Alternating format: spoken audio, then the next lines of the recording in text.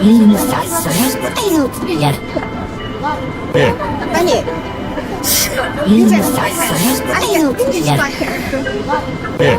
아니, 인사소리야.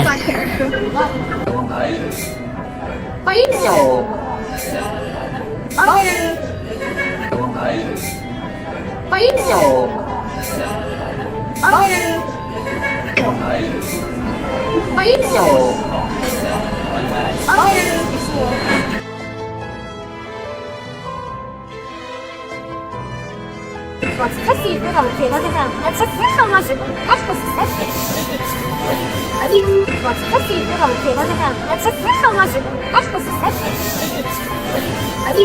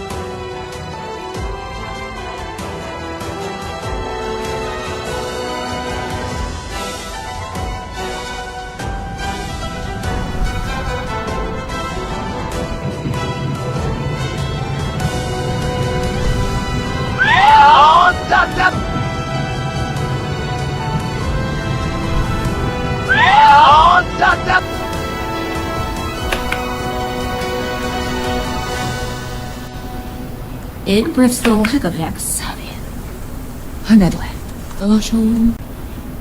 In Bristol Hickovex. Hanedle. Oshon.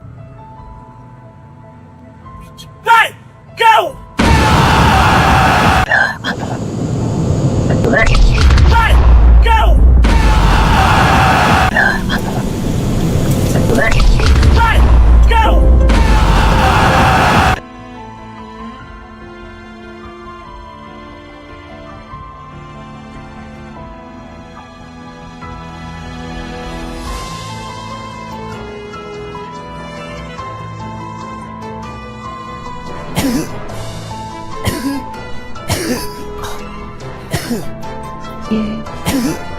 Up. Alright. Up. Alright. Smoke się gąsą Muszę nie widziała się Aisha Smoke się gąsą This is a 180. Refresh Muszę nie widziała się Aisha Smoke się gąsą This is a 180. Refresh Muszę nie widziała się Aisha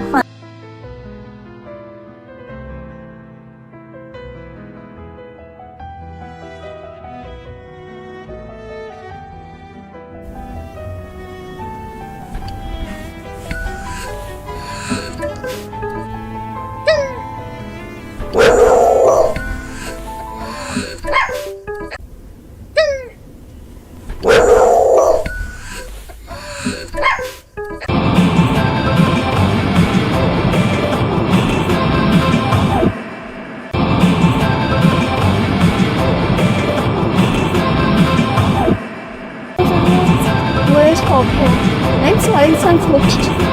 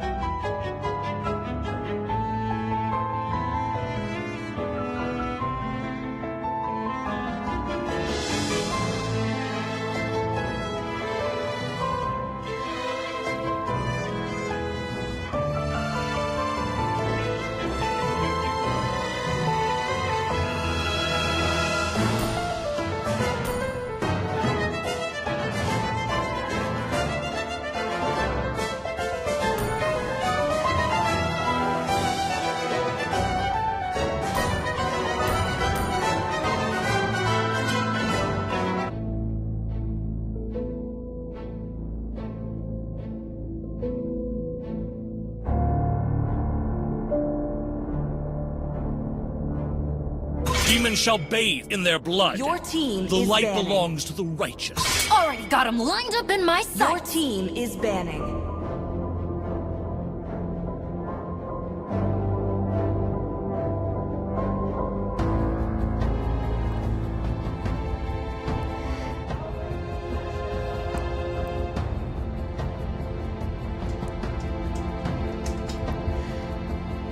Hi ladies and gentlemen, today we are live streaming from GG Mobile in Expo Hall 4A as part of Youth Festival at Southeast. Today we'll be having 5v5 games which are pre-sign up, so there are unfortunately no more slots, but tomorrow we'll be having a 3v3 walk-ins allowed. This stream is brought to you by Samsung, Logitech there is and light, Aftershock, and there we are hope you have a also good time watching the shadows. stream today. Yep, so it's a really good really good Sir, to be here with you what's your today. command? So Your what team teams are we is looking picking. at today? Today we'll be looking at teams ASPT as well as Natural. Okay, so Harley is my do you most know- do you trusted recognize any of partner. them? Your team is picking. Quite a lot of them actually. Okay, yes. So for those of you who are unaware, Claire has quite a media personality out there. So if you do see her out in the field, you can just drop by and say hi. Alright, so now just looking at the bands, we do have the Different pretty interesting perspectives Alucard expose and the same band truth. Auri, and now Your team is picking. okay, interesting, a Marcel and a Chang'e. So yeah, Marcel is a hero that has been released like pretty recently. I mean, like literally 3 days ago. Yeah, new patch drop, so the hero came together with it. And as we were talking just now about the Marcel and its use, I think we did mention about the Chang'e and Marcel combo. Yeah, since Marcel's ultimate, the golden hour freezes everything that goes in, and by everything we mean even your own teammates. And projectiles that fly in get stopped, and after 3 seconds all of those will resolve. So for heroes like Chang'e, which usually does like damage over time thanks to like a very high rate of hits from the meteor shower, Marcel can basically The clouds are ever one shifting, but burst. this heart remains So, steadfast. Valor like, and to royalty have in a that dead Leomon Your body. team and is Sora picking. combination, okay, like pretty. It's looking to be a pretty chunky lineup for ASPT. Very common picks that you would see in 5-man rank games even from season 39, having the Grog as the roamer, the Leomon on the jungle, as well as the Sora on the XP lane. We were looking at Valentina possibly going onto the XP lane to fight off the Sora, but we're not sure if they will actually commit to that. Valentina, okay, well, if they do pick the The Valentina, glory of they'll soul have access to shines some Your team eternal. is interesting banning. stuff, like for example, maybe both of Sora's ultimates and maybe like the big horse mode, but picking the Min Sitar into the Leomon, I think that's a pretty good pick, since we do have that. Since once Leomon goes into his ultimate, almost all of his skills does have a dash, so that will pretty much just render the use of his passive moot. So having this Min Sitar, I think, is quite a good counter pick. So let's just see what they're going to ban next. Roast Pork Master. You know, I think a carry would be good for the side of Nachos. I am the Like, sovereign of the so, abyss, like, Your someone team the is slayer banning. of gods. And okay, an Obsidia being banned out.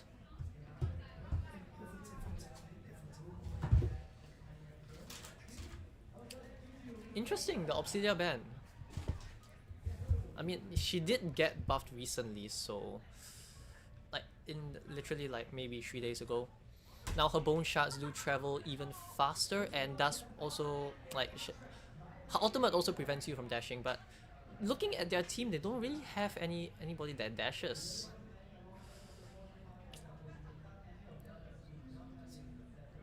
I don't know what. See value in me? Fredrin Your banned team out. is You picking. should.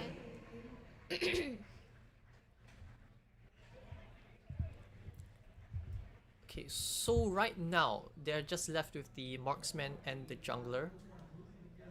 Okay. Oh, okay. Hanabi going into. Heed my command and be Your my team blade. is picking. Okay, for me, like if it's a Marcel, I would have opted for like either a Granger or like a Beatrix, since that kind of synergizes with his ultimate a little bit more, especially if you're caught in the frozen moment. The Hanabi will not be able to target anybody inside, so her basic attacks might not be that strong inside of in combination with Marcel's ultimate, but that doesn't mean that Hanabi won't be a threat once she gets fed. I feel like Marcel in the late game with his golden hour is one of the few heroes in for Mobile Legends that you really need to build your team around. Introducing It's my destined. buddy. That's Maru. With their Your team. team is Because of picking. Marcel's very unique abilities, you kind of need to pick things that match with Marcel, not just like putting Marcel in there. If not, he becomes more of a liability than a benefit to your team. Yeah, that I would have to agree with you. I mean, I've been playing Marcel for a bit, and the number of times where I kind of froze my teammate underneath the tower while the entire enemy team was just like wailing on him, it's a little bit more than I like to admit. So, like, you know how Jawhead was the original Rage Bait champion, where you could just like fling your teammates into the tower. It is Now better you have to be Marcel feared as, I think, than the next loved, best contender for the if next you best cannot both. Rage Bait champion, where you're gonna have like maybe a Guinevere just jump in, almost kill their target, and then you just freeze them both. So yeah, we're gonna have the Amon coming in as the jungler for the side of Nachos. Okay, some pretty nice burst damage. Okay, but what I really want to bring up is this Novaria. So Novaria on the side for ASPT, you can also make use of the Golden Hour as her what do you call it? Her astral features also stuck during the ultimate. So that means if you aim it properly, you should be able to land pretty much some solid shots with whoever's like targeted inside. So that might be a double-edged sword that Team Nachos has going on right here. But I think it'll be pretty interesting to see how this works out. But if I had to ask you personally, I think we have a pretty good guess on which team has the more considered like meta kind of draft. It would have yeah. to be Team ASP.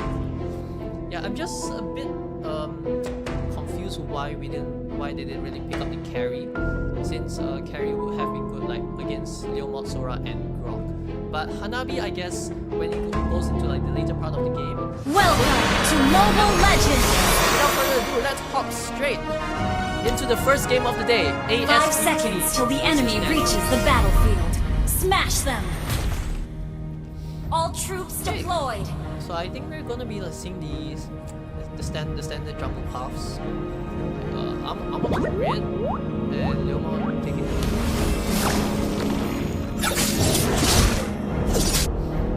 Alright, so one thing I kind of want to bring up would be the passive of this itself. So with Platinum Step, all you can do is just stand on someone, and they will be caught in the frozen moment. So these little pieces of attack will give him some shield, and it also counts as a basic attack. So that means your Thunderbelt stacks are going to stack up really quickly. As you can see, already getting close right there. Bomb Master taking quite a lot of damage from Mario. Going in for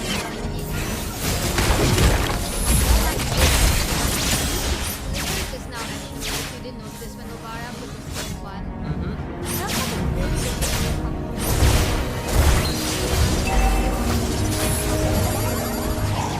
secure his blue buff against the Novara, but using his small premium again might be a little bit disadvantage there. A little bit hard to ignore with the constant pressure that ASPT is applying again. But I think like the reason why Marcel is okay, I think he's going overtaking quite alive right there. So I think the little bit of shields provided by the Platinum Step is keep him alive, and that's something that we're probably going to see a lot more later on. So now, very interesting right here. We're getting his stage cut off by the Sora already on that level 4.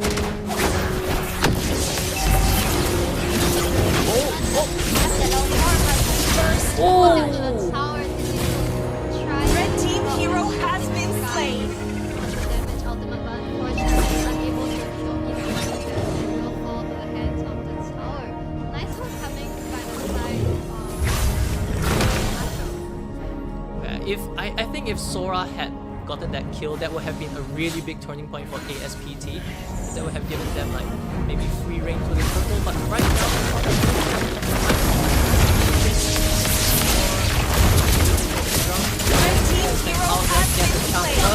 the ultimate, so Marcel goes down, but it's gonna be Rose Portmaster that takes Sora down. Instead, now we're gonna have Wildcard going in as the jungler off, and Mono Waffle will be able to secure that turtle. Oh! manages to pull both the Novara as well as the Rocket Hero Power. has been Managed to take down the Novara. That nice hook on the ultimate as well, but the Rock will walk away scot-free.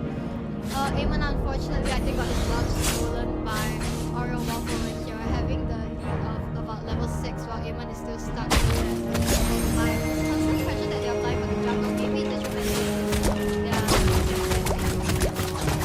I think like this is one of the strong points about ASPT's draft, right? Like they do have Leomord, they do have Sora, some really strong early game heroes.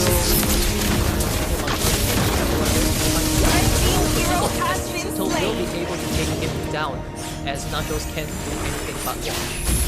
Also the fight that Sora on the 1v1 actually when he's in his shifting skies and manages to go into damage mode. It's when he's like immune to all your CC. If I mean Sita really will suffer against the Sora. Okay, but now as we see, Tipsy Toad is probably going in for the link cut yet again as he gets frozen. Now Mars Choco will get caught into the ultimate as Tipsy Toad will be probably going down again, but he's going to get frozen. And here comes Hunter Z with all the meteor shower, but it's not going to be enough to take him down. He's just a little bit too tanky, but he will fall anyway.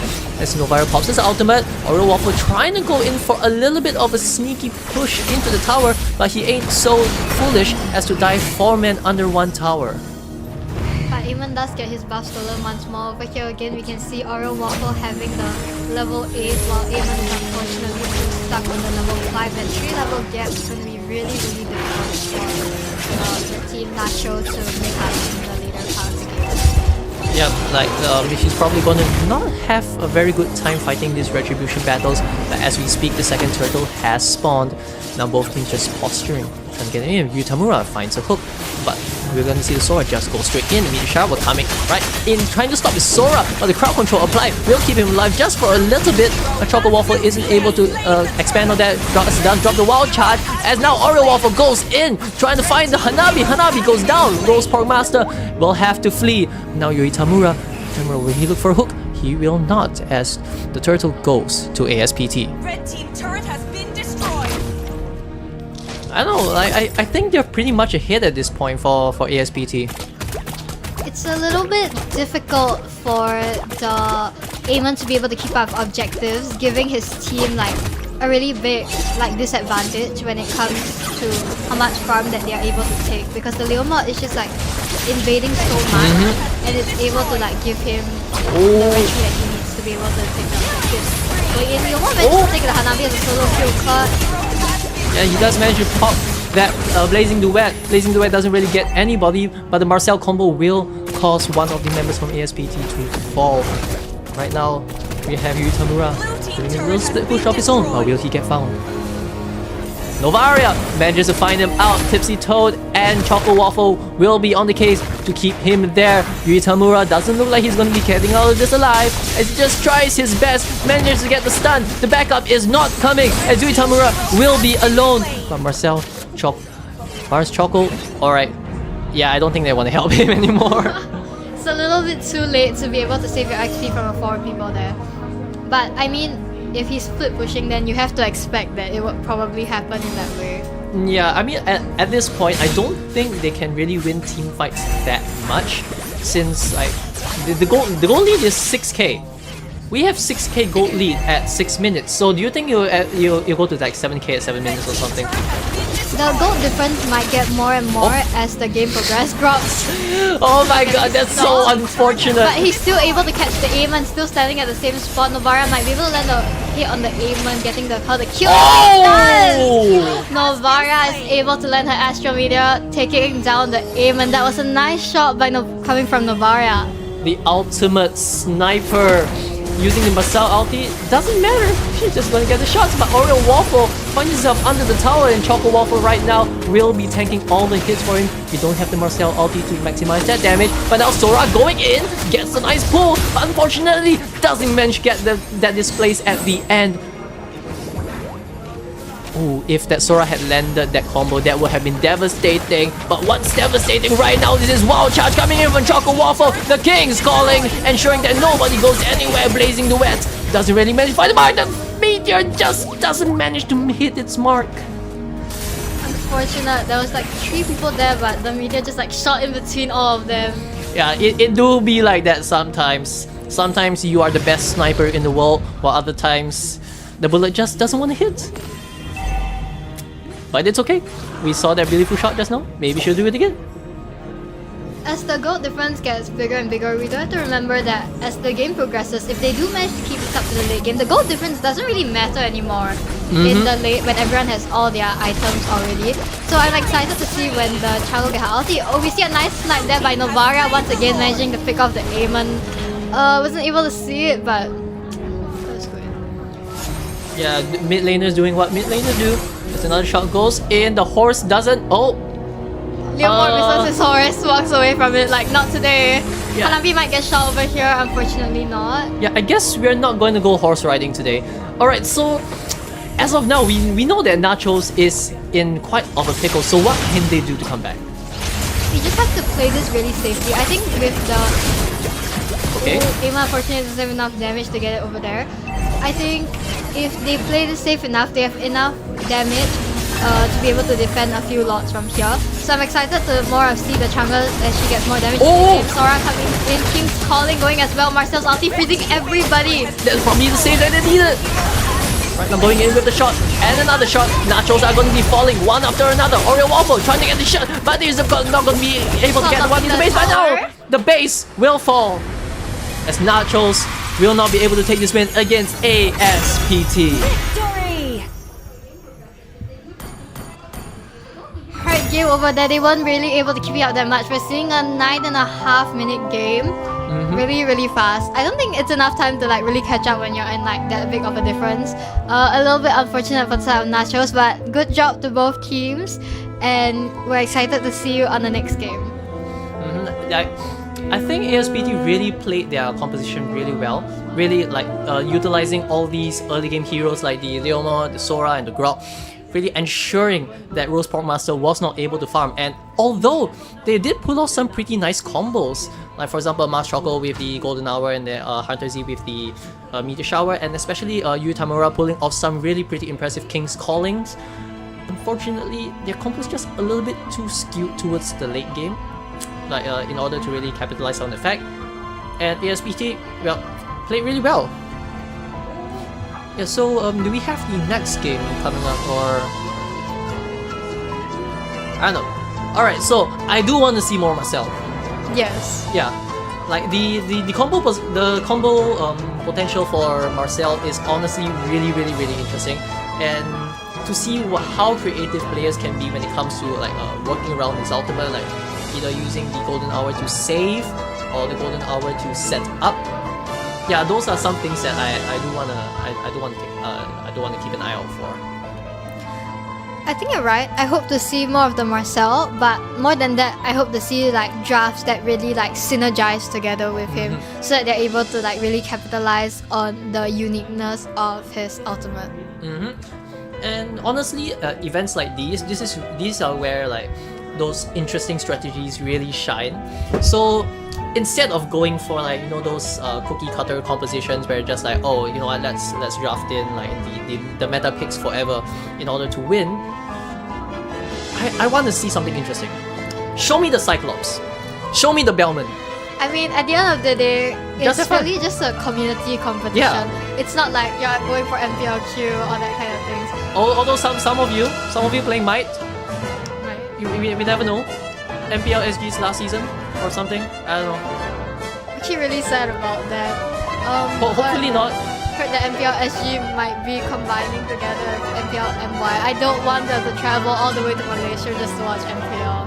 But excuse for road trip. So Okay, not so Yippee! bad. okay, so do we? Okay, I think production has told us to go for a little bit of a short break, so we will see you later.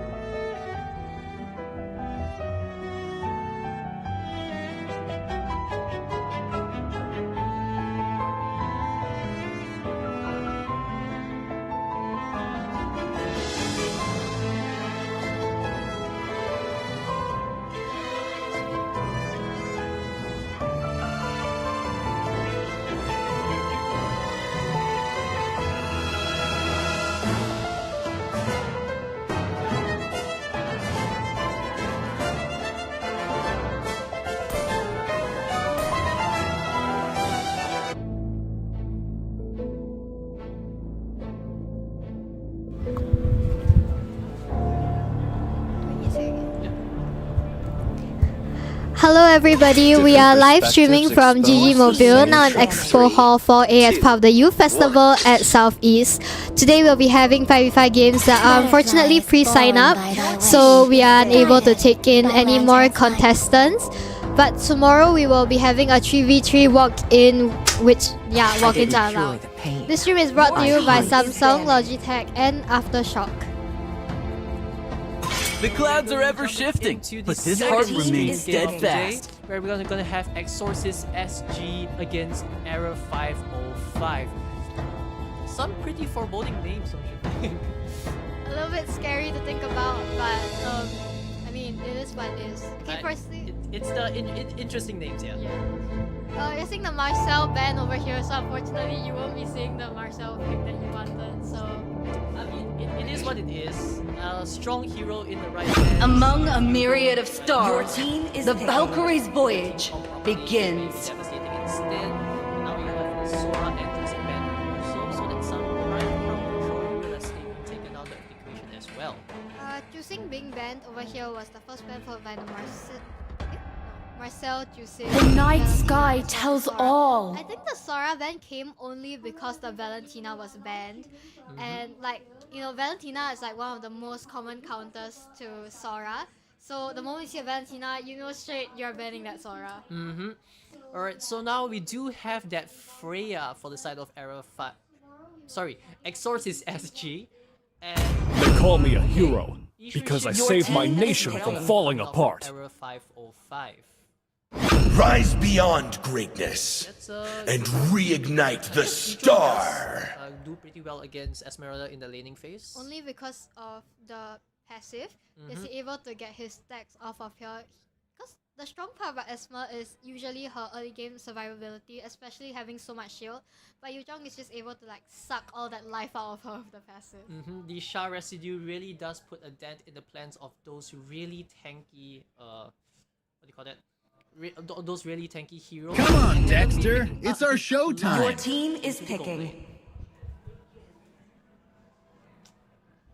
Okay, so Yishun Shin in the jungle, as we all know, is a really strong jungler, especially in the early games. And thus, once you get your Sky Piercer stacks up, your BOD See up, value you in have me? what is going on over You sure? here.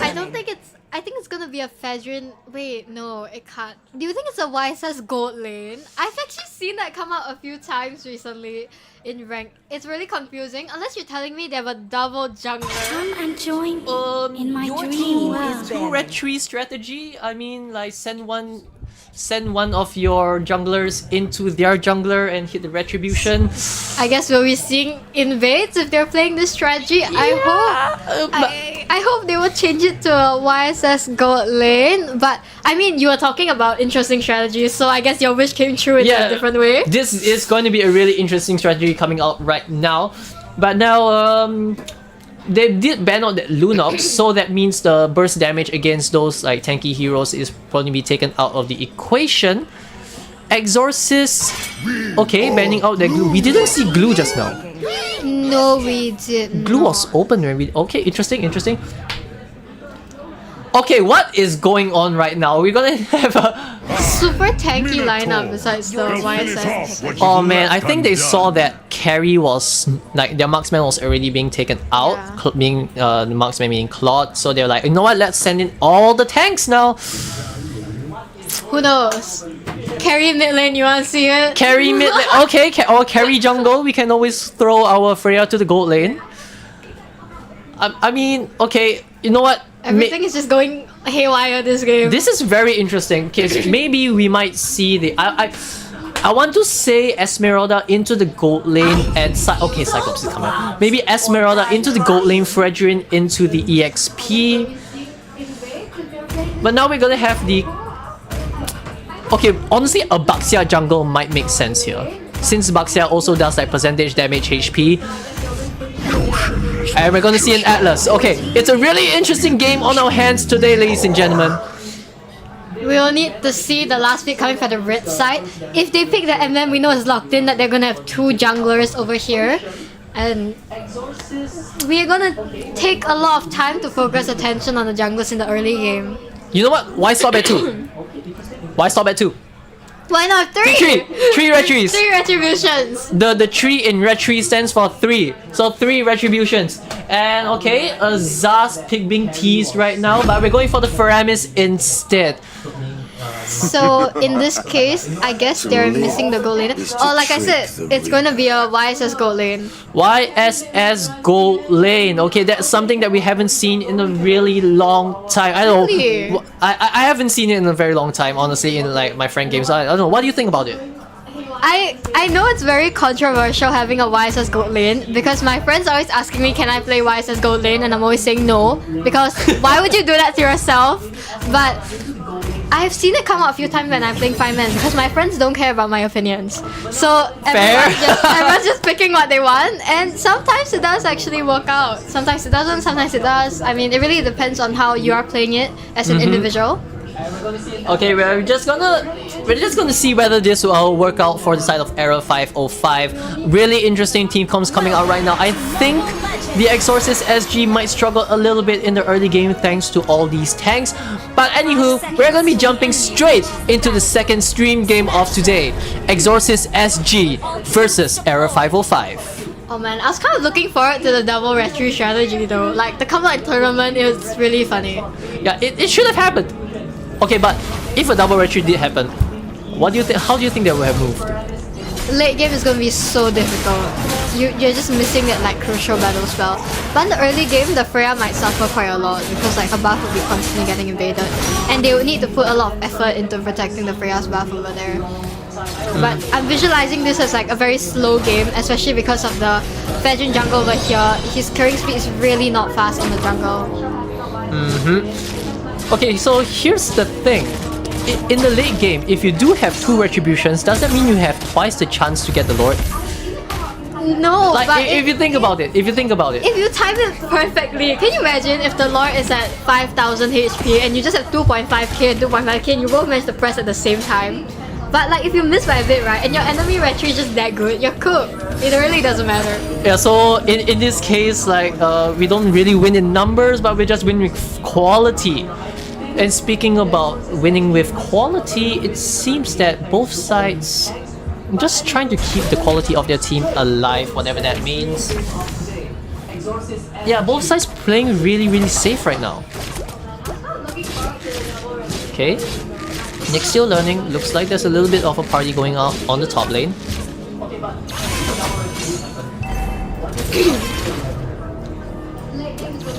Okay, yeah, we do have the rotation from the Cyclops coming in, but at this point the turtle is going to be spawning 8 seconds. Both teams only have their EXP laners and the junglers being present right now. Mid lane, fighting it out with both the Roma as well as the mid laner, but I think everyone right now's main focus is always going to be on their objectives. You can see Freya hiding in bush over there, might be looking for the steal with her ultimate as Atlas goes in to give space and vision. Let's speak about vision.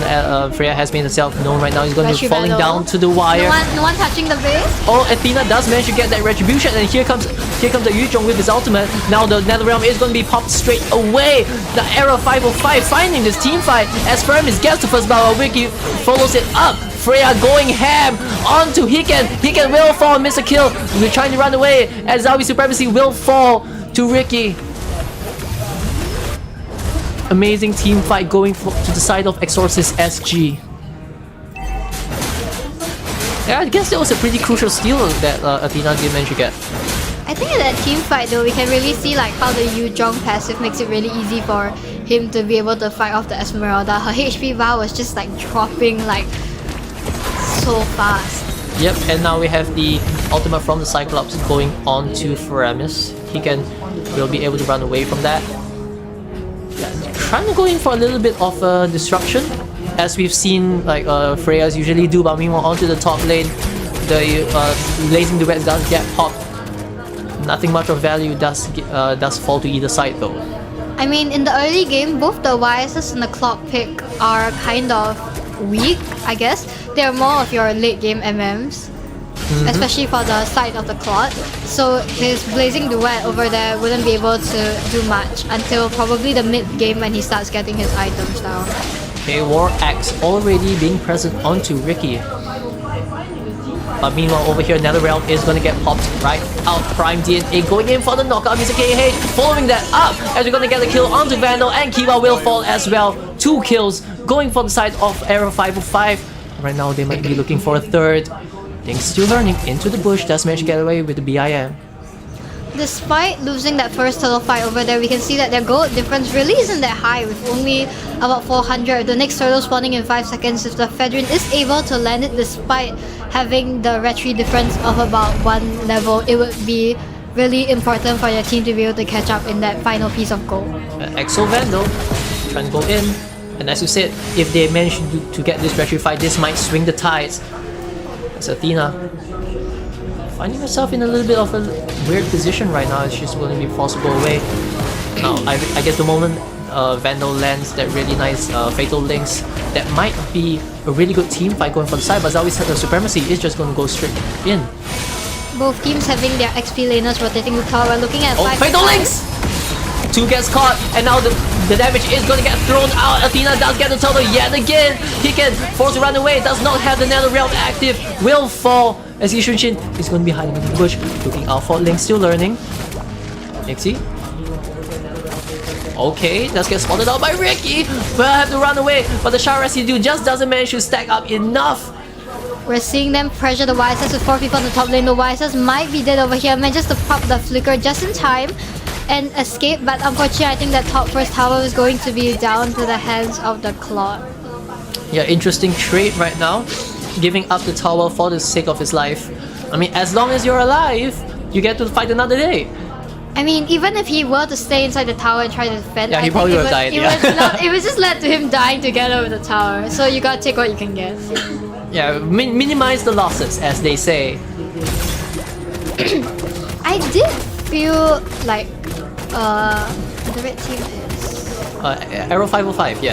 Arrow 505 had like this slightly stronger team fight potential, maybe because of the Fedrin as well as the Promise pick, but they seem not to be doing so well with the total fights. Fedrin getting way too fast, like melted, before he can even land his Appraiser's Wrath. Minotaur going for the ulti over there, unfortunately unable to land anybody. Athena trying to go in for a little bit of the poke.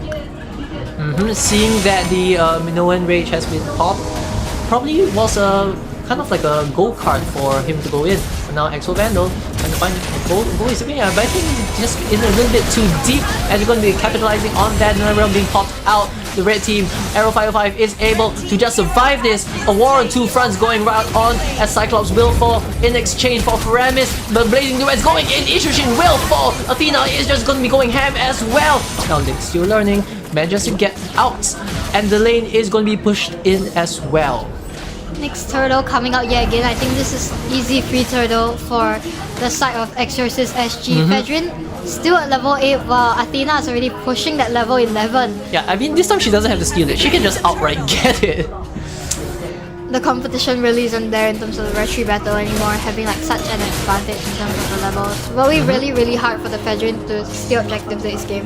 But at the end of the day, more than your retry, it's about your timing. So.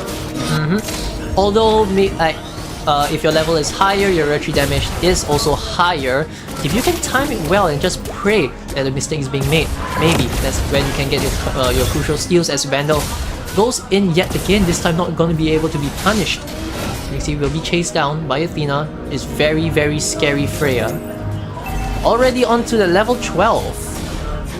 I guess this is why so many people choose to ban Freya, especially in like trio queue and 5-man.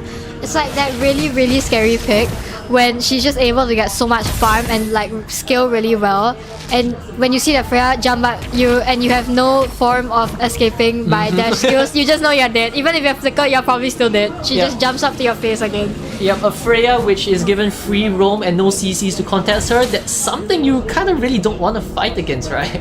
I feel like Arrow 505 does have the CC though, especially coming from the Fedrin, but he's just getting bursted down way too fast to be able to use it effectively. That's true, yes.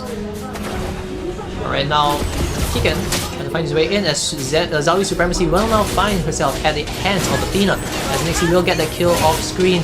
Now Zoe's Supremacy calls for the backup. Here comes Ricky, here comes Vandal. It's going for the Fatal Links, only gets the Fredrin though, as the NetherRealm will come out to save them both. And now they're just going to be fighting for their life as the blading duets come in. It's not going to be enough to keep Paramus alive as Ricky will take down Prime DNA as well. Zoe Supremacy looking pretty low. So actually, I take that back. The health is still at half. But is that going to be enough to save the towers though? Crowd control is going to be popped straight in. Minotaur will fall. Next up, the Yishushin onto the chopping block. But Yishushin will be able to run away. And Zoe Supremacy hiding underneath the tower from Ricky. This scary Yuzhong is going to be able to take her down eventually, as Vandal will be the one that picks up that knockout. Do you think the Cyclops should have flickered there? Because the Cyclops flickered to be able to land his star power lockdown on the Esmeralda, but pressure coming in from both sides, I feel like they could have gotten it anyways. Sometimes it's about sending a message. The results will be there. Maybe you find like a little flashy way to do it, and you know what flashier way is there than to flicker? Have you ever seen those clips where the Gushans will just randomly flicker after landing their combo just to make it flashy? Oh yeah. It's those fast hand montages that we all know and love. And now the Lord is going to be going to the side of Exorcist SG. So now let's just take a quick look at their items right now. That's a lot of money! Yeah, the difference in the amount of gold that they have is astronomical. Especially on the side of the jungler, Freya having a 2k gold lead on the Fedrin, and we can see the cloud coming at Trinity build. Vandal going into the enemy jungle side, trying to show a bit more vision over there. yeah, and you know, they're already so disrupted. Don't disrupt them, man. Let them farm. Yeah, so in terms of gold, like as you said, Exorcist SG, they are really far ahead, and that's really evident with the items. Now the Minoan Fury going in, trying to stun them all the nether realm, keeping him alive. Flicker will be popped out. Now Prime DNA is not in prime location, as the prime real estate will be him instead. We don't have the ultimate going in. A Ricky with a really nice hop going in, just tearing down Arrow 505, as Arrow 505 will be forced to run for the hills. Oh, but Bluebee's passive on the farm is still able to land. Yet another Fatal Links going in! Zoe Supremacy does take down that Atlas, but will it be enough to keep him alive? The anti-heals are coming in. That's the War Axe with the Yuzhong Sha residue, keeping Zoe off the map. And the base will get hit. Link still learning, taking down the tower and securing the win for Exorcist SG. That's a complete wipe on the side of Arrow 505. Easy Really F nice for the team call. fight, yeah. That Atlas set when they came in was just like the cherry on the cake. Especially the second one, thanks to the fleeting time. Managed to get the kill, resets the ulti, goes in, gets yet another yoink. Amazing plays coming in from Exorcist SG. Yeah, like we thought that maybe without the carry they may have had like a harder time fighting against this really tanky lineup, but in the end they still managed to get the Trinity build onto the cloud, which means like no matter how much health you have, you're still gonna be shredded. Yeah. I mean, at the end of the day, if you're the one that's more fed, it really doesn't matter how tanky the enemy team is. That's true. You're gonna shred them either way. Alright, so that's going to be the second stream game of today. Our third stream game, let's see, who are we going to be expecting next?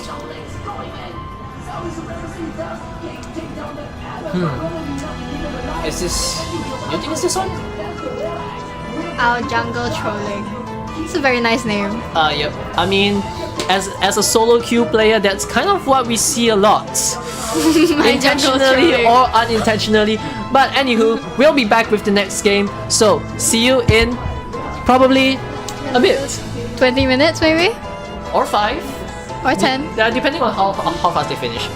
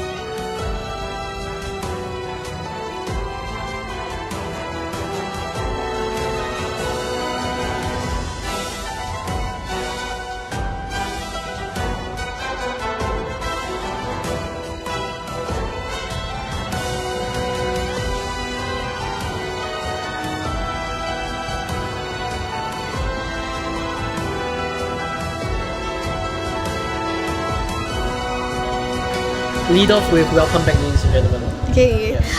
Welcome. Oh. Okay.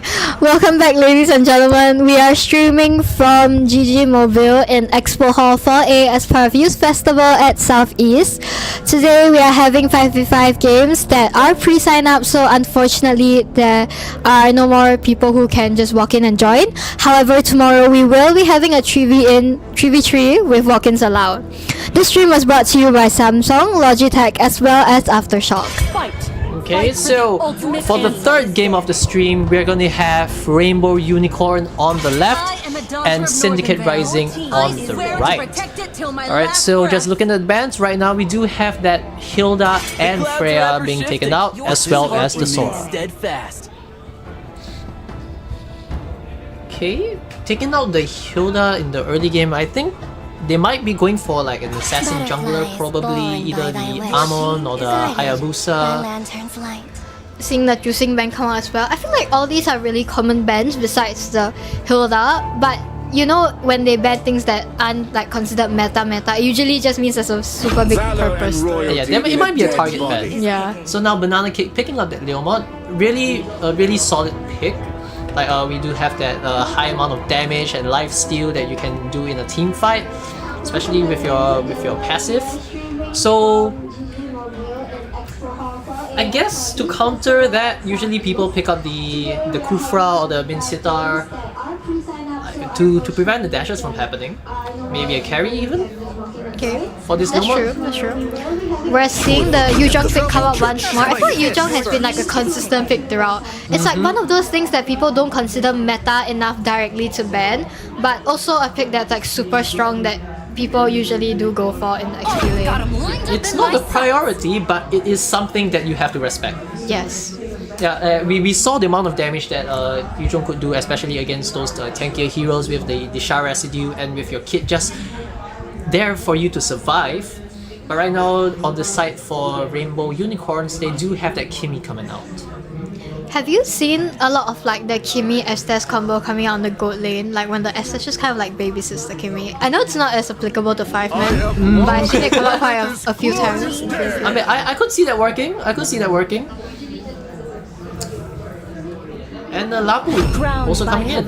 So the Lapu Yuzhong fight is probably something that we will be seeing in the EXP lane. It's gonna last super long. It's just back and forth. Yeah, life steal from Yuzhong plus the shields generated from Lapu.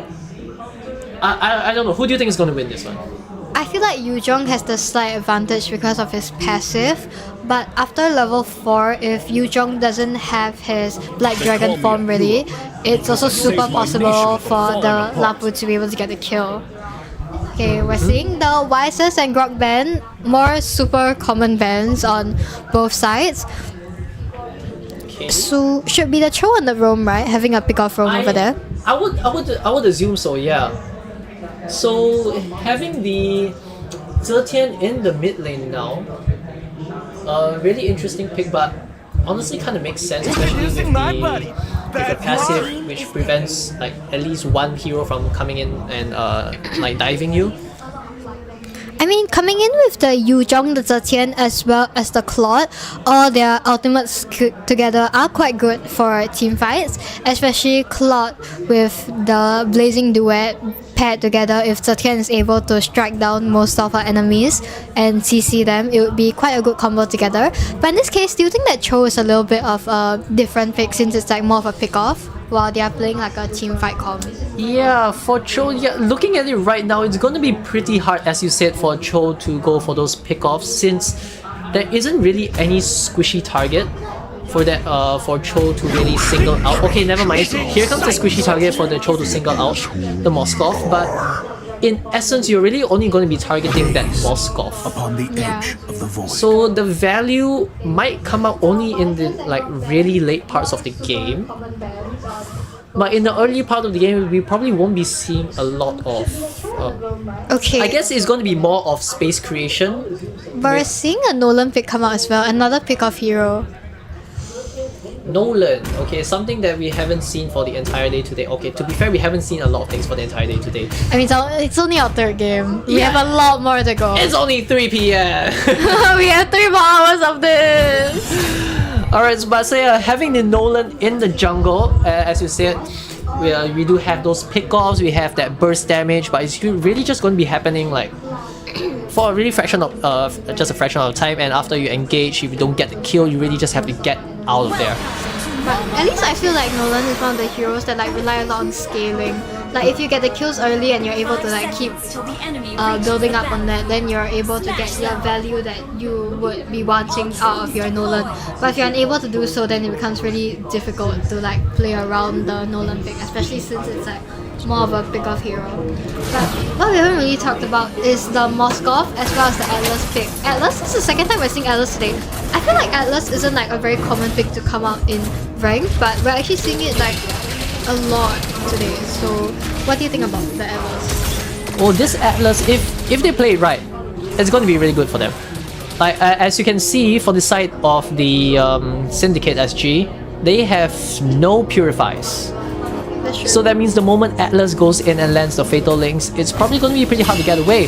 But obviously with Zetian's passive, the Celestial Armament, that's going to prevent at least one engage from Atlas. So you're just going to have to play with that. And now looking at Abyss, just look at the amount of damage that he's doing in the early game. Both mid laners also forced the flickers by both roamers respectively. Oh, okay, Banana Cake taking a lot of damage right now. Cho trying to go in for the invade over here, successfully doing so. Banana Cake only left about 1/5 HP. I don't think he'll be able to contest the buff over here. Free buff might be going over to the hands of Kane.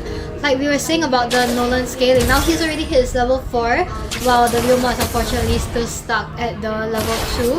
Might be hard for them to go for the turtle this round, so they might have to drop it and trade for other objectives. Turtle spawning in 30 seconds. If Banana Cake is able to get that level 4 in time, maybe they might be able to, but judging by that, yeah. His buff isn't gonna come back in time for Impossible. the Nolan taking this buff is gonna be a level 5 already. Yeah, the amount of space that Abyss has created on this Cho really gave them a lot of avenue to work with and really prevent Banana Cake from scaling. Now look at Pierce, drop down to pretty low. Of course, they use the flicker over there. At least they won't have to be concerned about that flicker set coming in by the Atlas.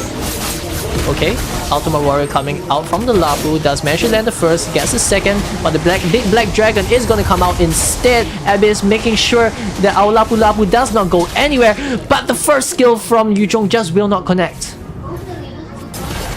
Kane almost hitting that level 6. Free turtle coming from his end. He might be going for another invade on the small creep, just making sure to slow down Banana Cake's farm as much as he possibly can. Yeah, honestly, Abyss is doing a really good job on this Cho. Like really preventing Banana Cake from getting any farm and just showing where he isn't. I mean, Cho's quite the strong roamer, coming out a lot, especially Wow. in the professional scene. That Nolan just going in, having so much damage on the Kimmy. One ultimate paired with the second and first skill, being able to bring her down to about 1/4 of her HP bar. Okay, the Traction Pulse didn't really manage to keep them into their place. Now Banana Cake will be able to finally get his first red buff of the game.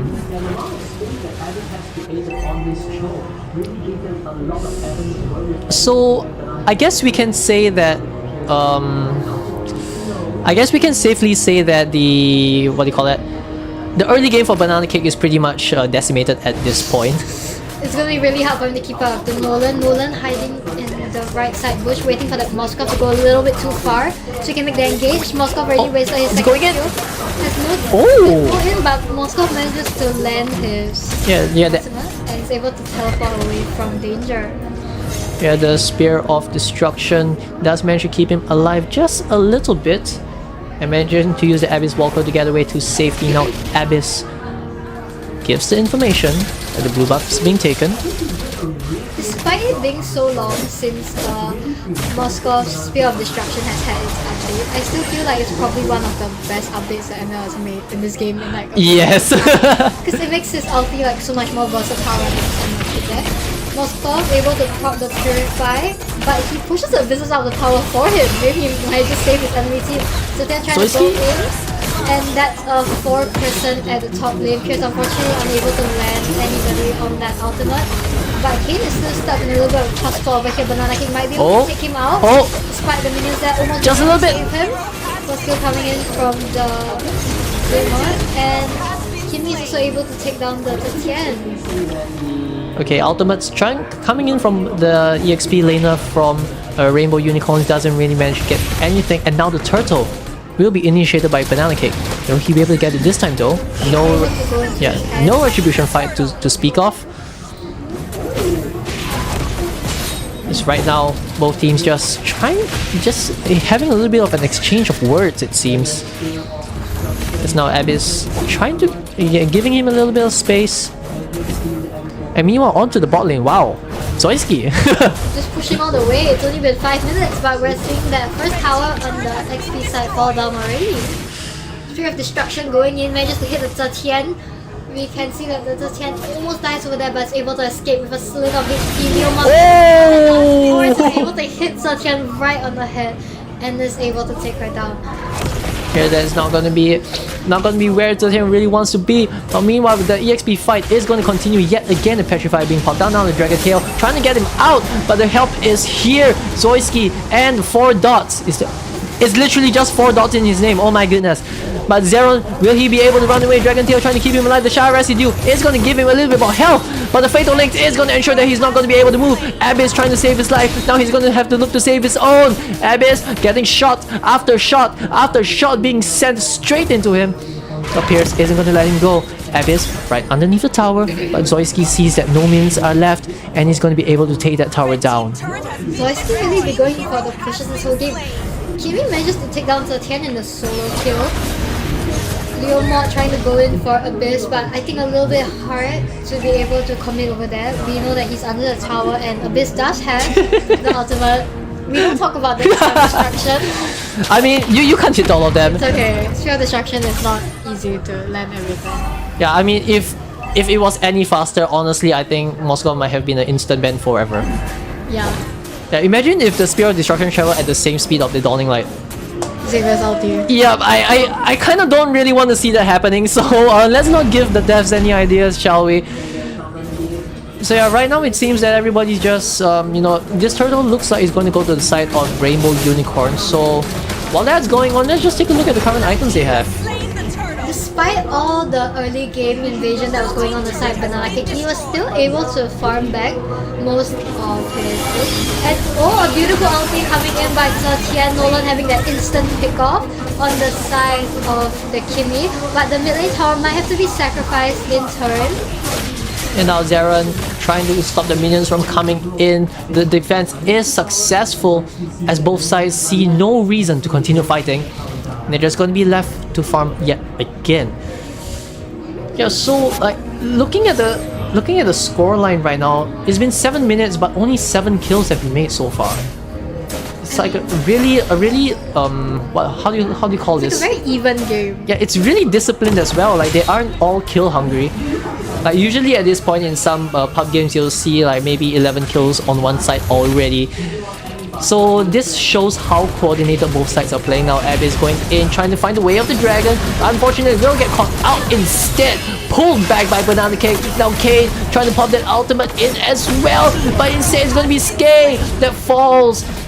Now the minions are going to be slowly pushed into the mid lane. The entirety of Rainbow Unicorns. The 5-man going in. Pierce looking for the Fatal Links. Unfortunately, nobody's there. But Zeron with a big black dragon and a preemptive Dragon Tail is able to take down Banana Cake. Here comes the Fatal Links, but it's going to be him that gets sent to the Fatal Zone as Kane finds yet another pick. But your eyes will find that trade as Faffy will he go for the Blazing Duets. He does not have the Blazing Duets, and your eyes is going to be taking advantage of the fact and just sending him straight scurrying away.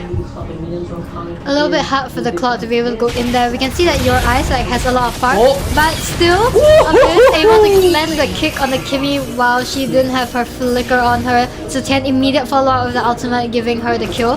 I think the mid tower might be down for the side of... Yeah, I think Syndicate SG does manage to take that 1-for-1 turret trade. As you said, like the turret will be going down. Now the Lord is going to be coming up. Both mid towers down, and yeah, they seem pretty even in terms of towers. Kills, gold, everything is actually pretty much around the same. 9 to 6, having only a gold difference of about 500 at 10 minutes. It's still a pretty consistent game. You can't really like see clearly right now who's like going to win. This might change very soon though, as the first Lord has spawned. Now this 10-minute Lord may not be the strongest, but it could set the precedent of how the future team fights are going to go. Okay, finds Zoisky in a bit of a pickle, as Zoisky will be taken out straight away, followed by Banana Cake. That's going to be the retribution for the side of Rainbow Unicorns being taken away. Now they're going to be taking advantage of this fact, as Your Eyes will be the next to fall. Pierce does not have the Fatal Links. Wait, he does have the Fatal Link, but no angle to go in, as the entirety of Syndicate SG will be able to start this Lord for themselves. A little bit of an unfortunate position for the Moskov over there to be finding himself on a 1v1 with the Nolan. Like, Nolan's already level 14. You can see like all the items. Nolan should have quite a few items already, having 3 complete items and a 7.5k lead, which is like 1,000 more than the Moskov. It's a little bit crazy.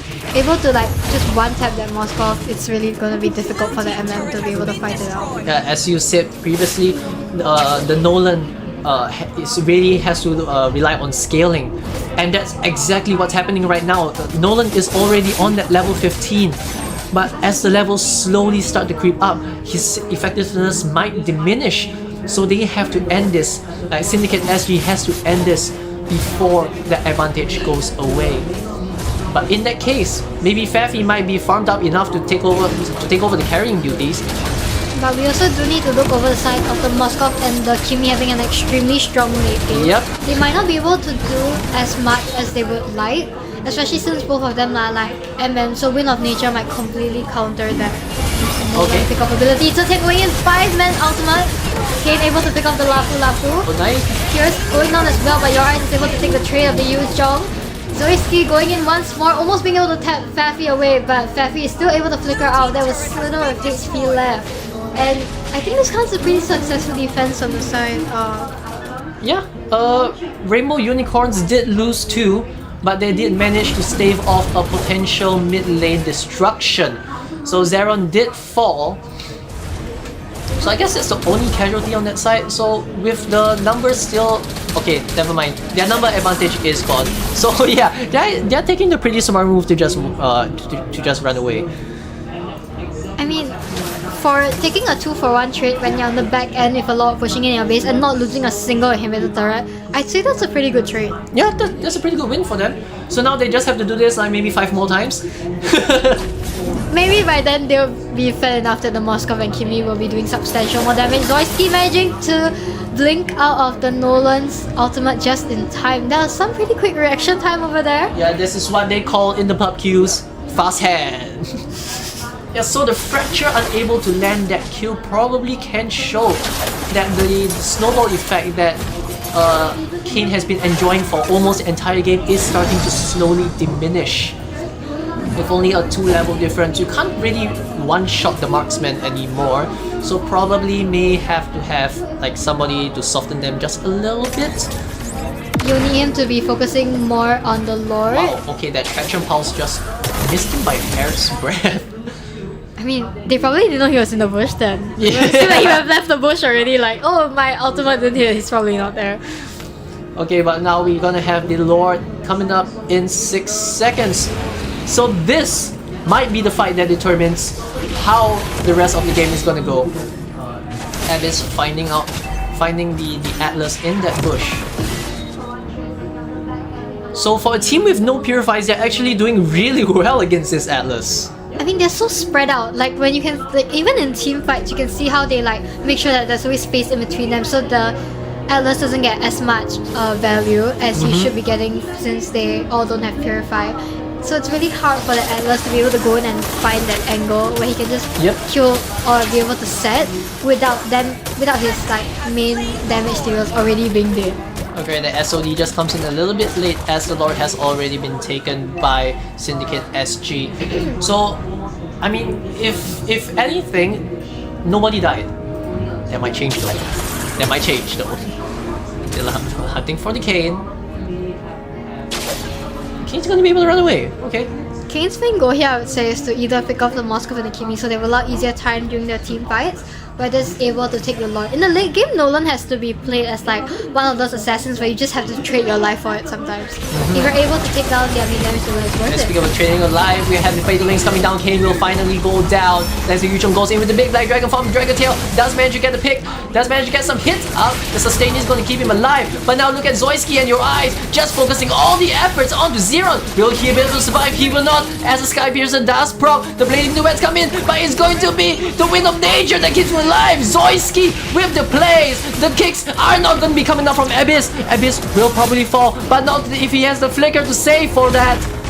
That was a beautiful purified by the Moskov, being able to land his Sphere of Destruction right on the Claude after killing the Yuzhong as well.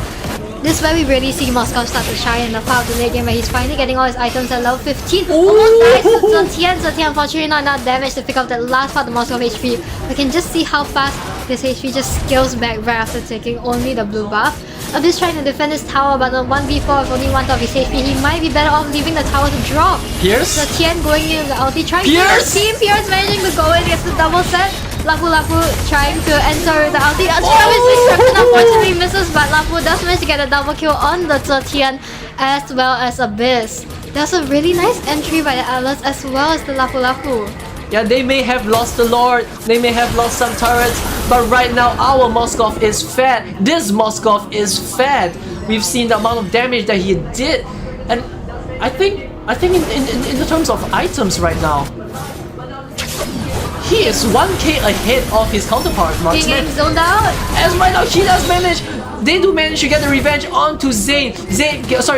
Kane has been giving so much trouble to these two marksmen, and right now they have reached their power spike in the game with the items, with the levels, and especially the Sky Piercer stacks onto your eyes. I guess when you have 2 MM, you have to be willing to sacrifice the late game and just be prepared to hold on until you're able to hit the power spike for both your MMs. Okay, no, I don't think you should sacrifice the late game. Maybe sacrifice the early game. Yeah. Oh, you sacrifice the early, yes. Yeah, sacrifice the early, yes. So then going in managed to land 4 people, but unfortunately it will not be enough to save Abyss. Moskov's Destruction trying to go for the Yuzhong, manages to land it. Let's pull down there. Moskov just clearing the lane so that they aren't able to split push. The Lord just spawned. 17-minute Lord going to be quite an issue for Syndicate if they aren't able to take it down. Yeah, probably one of the longest stream games we have today. It went so much in the favor of Syndicate SG, but now Rainbow Unicorns look like they're going to be taking this home. Syndicate is unable to secure this Lord. Kane? This might be game over for Kane? them. Kane trying to go. He managed to take the Lord. Banana King managed to take the Lord as well as downing Kane. Unfortunately, was unable to steal the Lord. But look at the amount of trying to go in. Look at the damage though. Both MMs are really hitting that part of the game where they're just absolutely melting and diminishing their opponent's HP bar. But unfortunately, Leomor is a lot more tanky than the Nolan is, so he'll be going down a lot slower. Yeah, the one-shot potential from the Nolan has pretty much evaporated at this point. Kane trying to go in with the hero play of stealing the Lord, unfortunately was not able to. So that means right now Rainbow Unicorns have the opportunity to end the game at this moment. Top turret will be going down, and meanwhile the Lord is going to be pushing in as well. Zoisky, just look at the amount of damage that he's doing. Just posturing 1v5 it seems. Okay, mid turret will go down as well, and that's going to be leaving the base of Syndicate SG just slightly more naked than they'd like it to be. Still, at least their base wasn't ended as we expected it to be. We might be At least looking it's not at there. a game over here. Or will they be going in for the fight? Feffy gets caught by the Fatal Links, and that's going to be Zara trying to get them all down as well. Your eyes with the Sky Piercer gets a triple. Bro, he got the Mania coming down. It doesn't matter. Zoisy's just going to be kicking, shooting the base. 1 minion left in the base as Abyss trying to get the kicks out, but he's not going to be enough. No minions. Zoisky trying to end it right now, but unfortunately will not be able to just yet, as the minions are going to be slowly coming in. Syndicate SG with no way of taking this back as Rainbow Unicorns finally get this win in this 19-minute game. That's probably one of the more interesting games that we saw. I thought that they would be able to defend for a little bit longer, but that last part where everyone just committed and went in. Kimi Maniac, amazing plays as well. That Sky versus the Kimi really stacking up. Something that we didn't mention just now actually, how are the Kimi scales with her Sky Piercer. I mean, now we can see Kimi really putting in all the work. 13 kills. Wow. Yeah, Sky Piercer hit 80 stacks this game actually. I think so. I think it did. It probably did. Yeah. If it did not, at least by the end of the game with that Maniac, it would have hit. So yeah, this was a really interesting game. So we thought that Syndicate SG had the upper hand, like in the early part of the game. They did, yes. But in the late part of the game, as you said, once you reach the late game with 2 marksmen, that's going to be a lot of damage coming out, especially once both of them are fed. And we saw the amount of effects and impact that they had on the game. Like with those 2 marksmen just taking down everybody in their path, breathing on them, and just watching them evaporate. Real. Yeah, so I think we'll be going to a short break. Once again. Yes, we're going to be going into yet another break. So see you guys in a bit. Woo!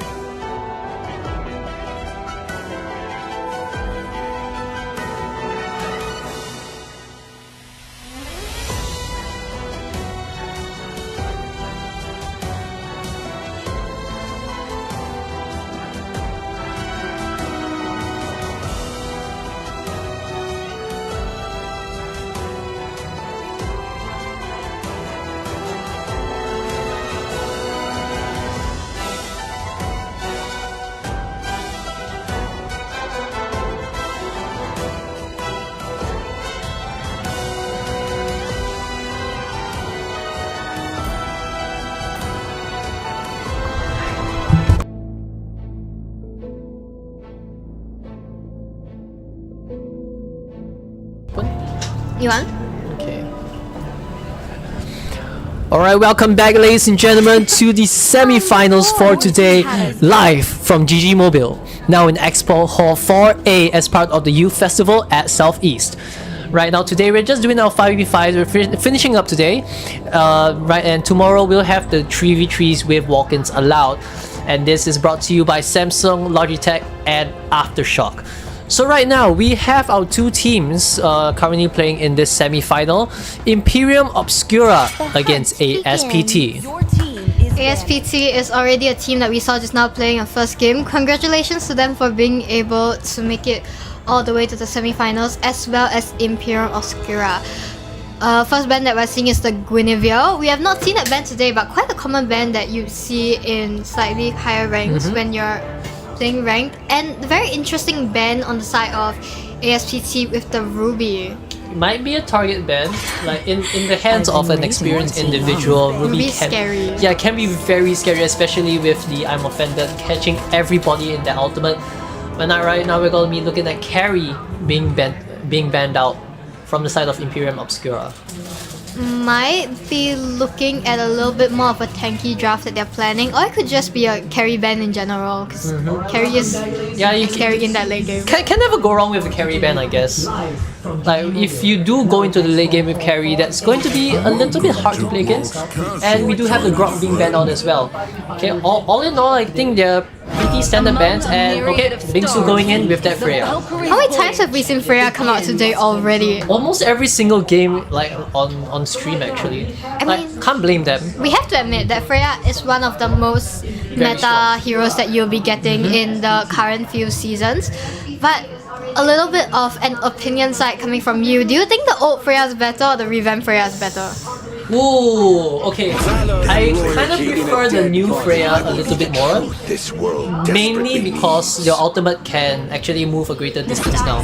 Previously, you just have to cast your ultimate, you get a range AoE basic attacks and maybe some increased stats, but that's pretty much about it. Now right now for ASPT, you do have that Yuzhong and that Leo mod. Both again picks that have been coming out basically every single game. Yeah, and the Sora and Jusing coming out for Imperium Obscura. Again, heroes that are pretty much in the meta. Sora and Jusing have been consistent pick-up bans in our tournament so far as well. Sora coming out again for God knows how many times, and Jusing coming out for the first time mainly because she's been getting consistently banned for the past few games. That is true. Finally, I'll see some Jusing action. Alright, so the Juicing did see a little bit of adjustments from like the previous patches, in the sense that you can't like keep somebody in the air like infinitely now. Well, not infinitely per se, but like you can only lift them up once before the lift up goes on the cooldown. If I'm not wrong, the cooldown's about 2 seconds. Like 2 to 3 seconds ish, where Around the stacks cannot be applied, but you deal more damage to the people that you just put down. So I feel like Juicing kind of like shifted in that sense, because I'm not too sure about majority of mid players because it was very controversial. But back before Juicing received her update, I used to enjoy building Juicing with her last 2 items being tank. But now because of this new update that has come about, which doesn't allow Juicing to be able to hold somebody in the air like continuously, I feel that the Juicing damage build makes a lot more sense, because if you're able to take them down the first time, you will need to throw them out the second time. Okay, so right now we're going to be looking at the Eve coming out from ASPT and with the Gatokacha ban, which kind of makes sense because Gatokacha kind of counters the Eve. So right now they do have that Eve and Yuzhong combination, which is going to be really, really scary. And okay, Frank pick. Interesting. And now Imperium Obscura, they're opting to ban out that Carmilla. So we do know that Carmilla with the Curse of Blood can swing team fights in your favor like really, really quickly, especially if you manage to catch more than 3 people.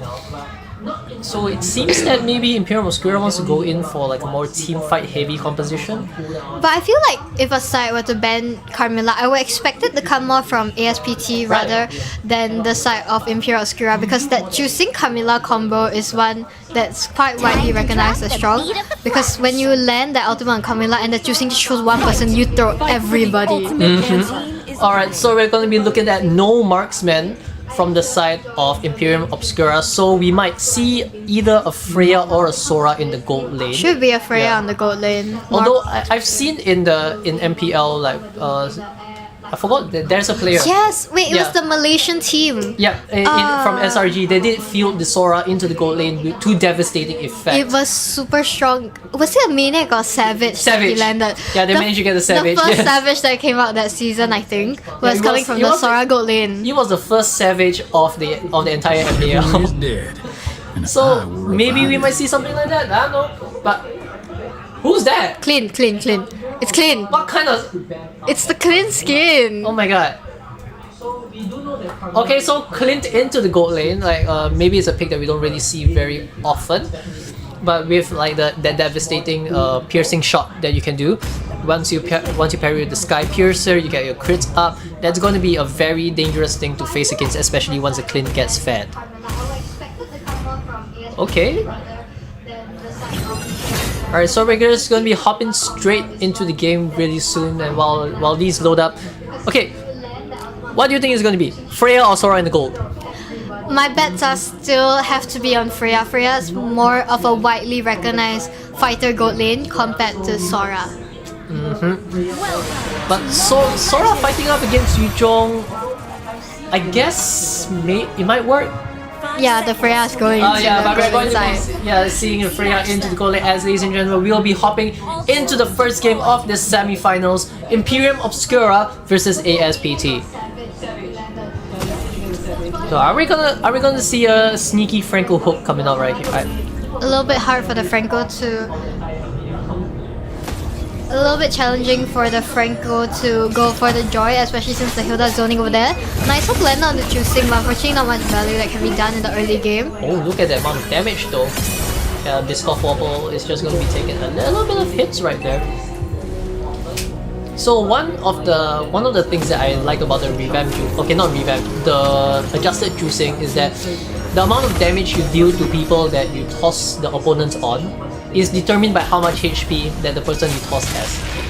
So if let's say you toss a Tigreal onto a marksman, they're going to be taking a lot of hits from your fat boy. That's true, that's true. Alright, so now let's see how this little gold lane matchup is going to take. So, Freya against Clint, how do you think it's going to go? It might be a little bit hard for Freya to last hit the minions if the Clint plays more zoning wise, but in that case, Freya will also have the advantage on the close-up, dealing a lot more damage than Clint. Okay, and as we've seen as we are looking right here, the Clint is going to be playing really safe. Right now, juicing. Oh, Chewy being forced to pop the Revitalize as Choco Waffle. Yeah, they're just going to be putting a lot of pressure onto the mid lane. 15 seconds for the Lord spawns. Yeah, so the jungler... Okay, the junglers from both sides seem to be doing pretty okay. Both are at level 4 already. The ultimate from Tipsy Toad is going to be coming up slightly earlier than Rimuru. This is one of our slower paced games so far. 2 minutes in, turtle fight starting already. Both Oh, junglers nice hook. haven't really gotten much. Chewy getting hooked but will still live that. Nice dodge, but unfortunately Eve still managed to get the last hit. Eve here does comes- unfortunately fall, so does the Franco, almost able to flicker away, but Joy just able to dash back up and take the value there.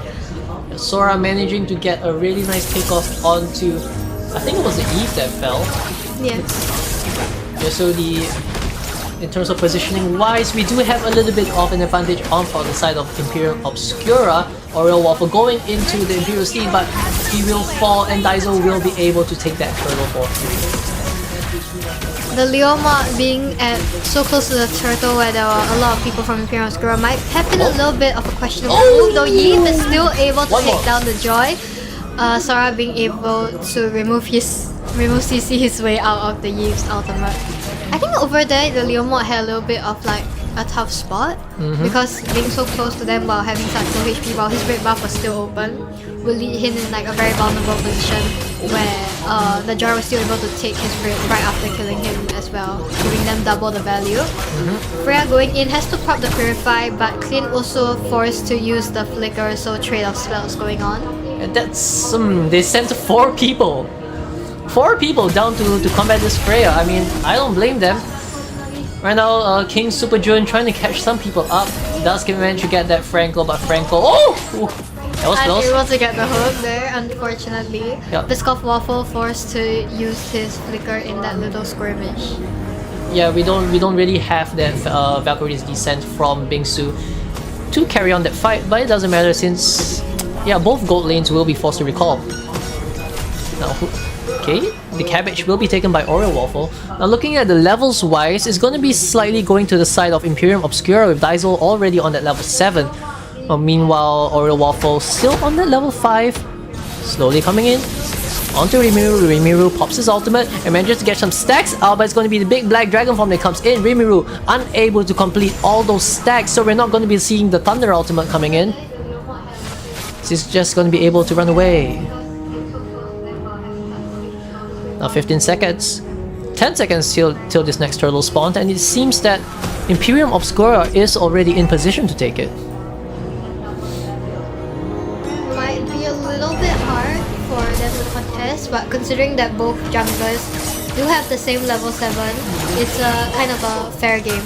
Franco managing to hook the Freya into the tower. Free kill on the Bingsu over there. Leomon trying to go in, but I think he might die over here. Joy manages to secure a turtle while everyone is distracted. Sora going in with that shooting skies, picking off the... What did he pick up? The Leomon, right? Yeah, I think the Leomon definitely went down. Like both sides.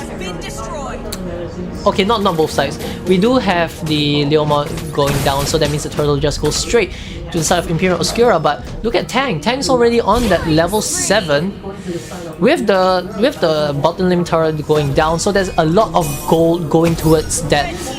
I nearly said McCree. Oh my goodness, going towards that Clint. McCree, wrong game. I am so sorry. I mean, to be fair, he did leave his lane, which allowed the Freya to trade back for the tower, since now the Hilda can zone out the team from the second tower. Both towers and the gold lane being taken down already. Now, as you say, both towers are already down, so that means the bot lane is going to be pretty even at this point. I don't know. What do you think of the current game state? I think it's not too far off, but 2k gold diff in the early game might be a little bit hard to make up, but it's not impossible. As if they just keep on like farming and stuff, they should be able to catch up with one good team fight. Okay, now as both sides are just going to be farming out, let's take a look at the items right now. Okay, War Axe already coming out for both the Yuzhong and the Leomon. I think they're kind of just building up. But what I'm pretty interested to see is this Clint. He does have the Endless Battle coming up already. Probably, I think it's either the BOD or... What do you think? BOD or Sea Halberd? I think it should be BOD. Okay, but as we talk about that, we have a big ultimate coming up straight in. The Osu board going down as Bingsu will be forced back into the base. Right. Yeah, right now ASPT going to be pushing the situation as another hook gets landed out. No ultimate, but that doesn't matter as Chewie just goes straight in, manages to stay alive as Daizel finds a pick, but Biscoff Waffle will take that trade onto the consequent mid laner. And it's going to be Sora. Rimuru going in, manages to get out the stacks. Here comes the Thunder! As the Thunder goes down, doesn't manage to get tagged. The Daizel trying to find his way in, but both will have to flee with such low health left in their pockets. You see how much damage Clint just now, despite not being as high level as perhaps Bingsu or Rimuru. He was still able to do a lot of damage onto that Sora. Exactly. Oh my goodness. I can't wait to see what will happen once Tank gets that Sky Piercer and probably maybe the Berserker's Fury or something. Does Clint build Berserkers? Do you build Berserkers? I don't think so. I remember from very, very, very long time ago. Yeah, I don't think you build Berserkers anymore, right? No. Yeah, probably just raw damage. But okay, we have the Bloody Hunt coming down onto Rimuru. Rimuru, of course, will be forced to fall, giving up their third turtle right now. ASPT will be going for that lore. But Daizel, looking for it. Okay, big black dragon scouting on the area. Daizel going in a little bit early. might have to look for the steal, can't contest and team fights. I don't think they'll be going for it anymore. 2K. Oreo Waffle manages to take down the Lord. No contest coming from the side of Imperium Obscura. The gold difference is starting at balance from 2,000 to 600. Here comes the real world manipulation. Managing to catch Chewie, but Chewie will be forced. The Biscuit Waffle will be forced into the air. Will fall down. Daiso with the electrifying beast does not manage to find anybody as the mid lane. Will just remain as he once was yet again. Lord charging in on the side of the gold lane. No one defending the Lord so far, just trying to keep their mid lane first turret alive. Well, Super Jun is doing a really good job at keeping them out. But unfortunately, Juicing just doesn't have that damage to clear minion waves as fast. I think this might be where the tower goes down. Actually, no! Juicing having a nice throw on the Franco straight into the tower. Unfortunately, Franco is unable to walk out of there alive. And here comes the Phantom Steed. Tank's passive manages to take down the tower. Yeah. That's so much utility just for the mid tower. I mean, okay, I respect that. I respect that. To be fair, Clint's passive double shot does come in useful in times as such. Like you really want to have that extended range to really just get those hard to reach enemies. So maybe once Clint gets the Malefic gun, that's when you probably get like scary. Layla levels of range, but Daiso will be taking a bit of damage right now. His ultimate gonna be popped. Here comes the Valkyrie's descent into real world manipulation, and everybody just gonna be lifted into the air. Chewie will fall. Oreo Waffle trying to fight his way in, pushes them back, but it does not matter as ASPT will be pushing them back into their base instead. Here comes the mid turret. Wait, I'm sorry. There goes the mid turret as Rimuru will be trying to find an angle back into his safety base, the base of safety. I was so ready for Rimuru to pull that Sora move on the gold lane where he just like goes in 1v5 Savage. Oh, who knows? We might see that later. But the holy defense will be broken on the mid lane, so this is not looking good for Imperium Obscura. Okay, let's take a look at items right now. Oh, okay, so Clint still does build Berserker's Fury. Oh, he does? Yes, it still does build Berserker's Fury. So I think I'm just really bad with MM builds. yeah, at least today we learned. Today we learned. Okay, but right now Tank is being protected so well.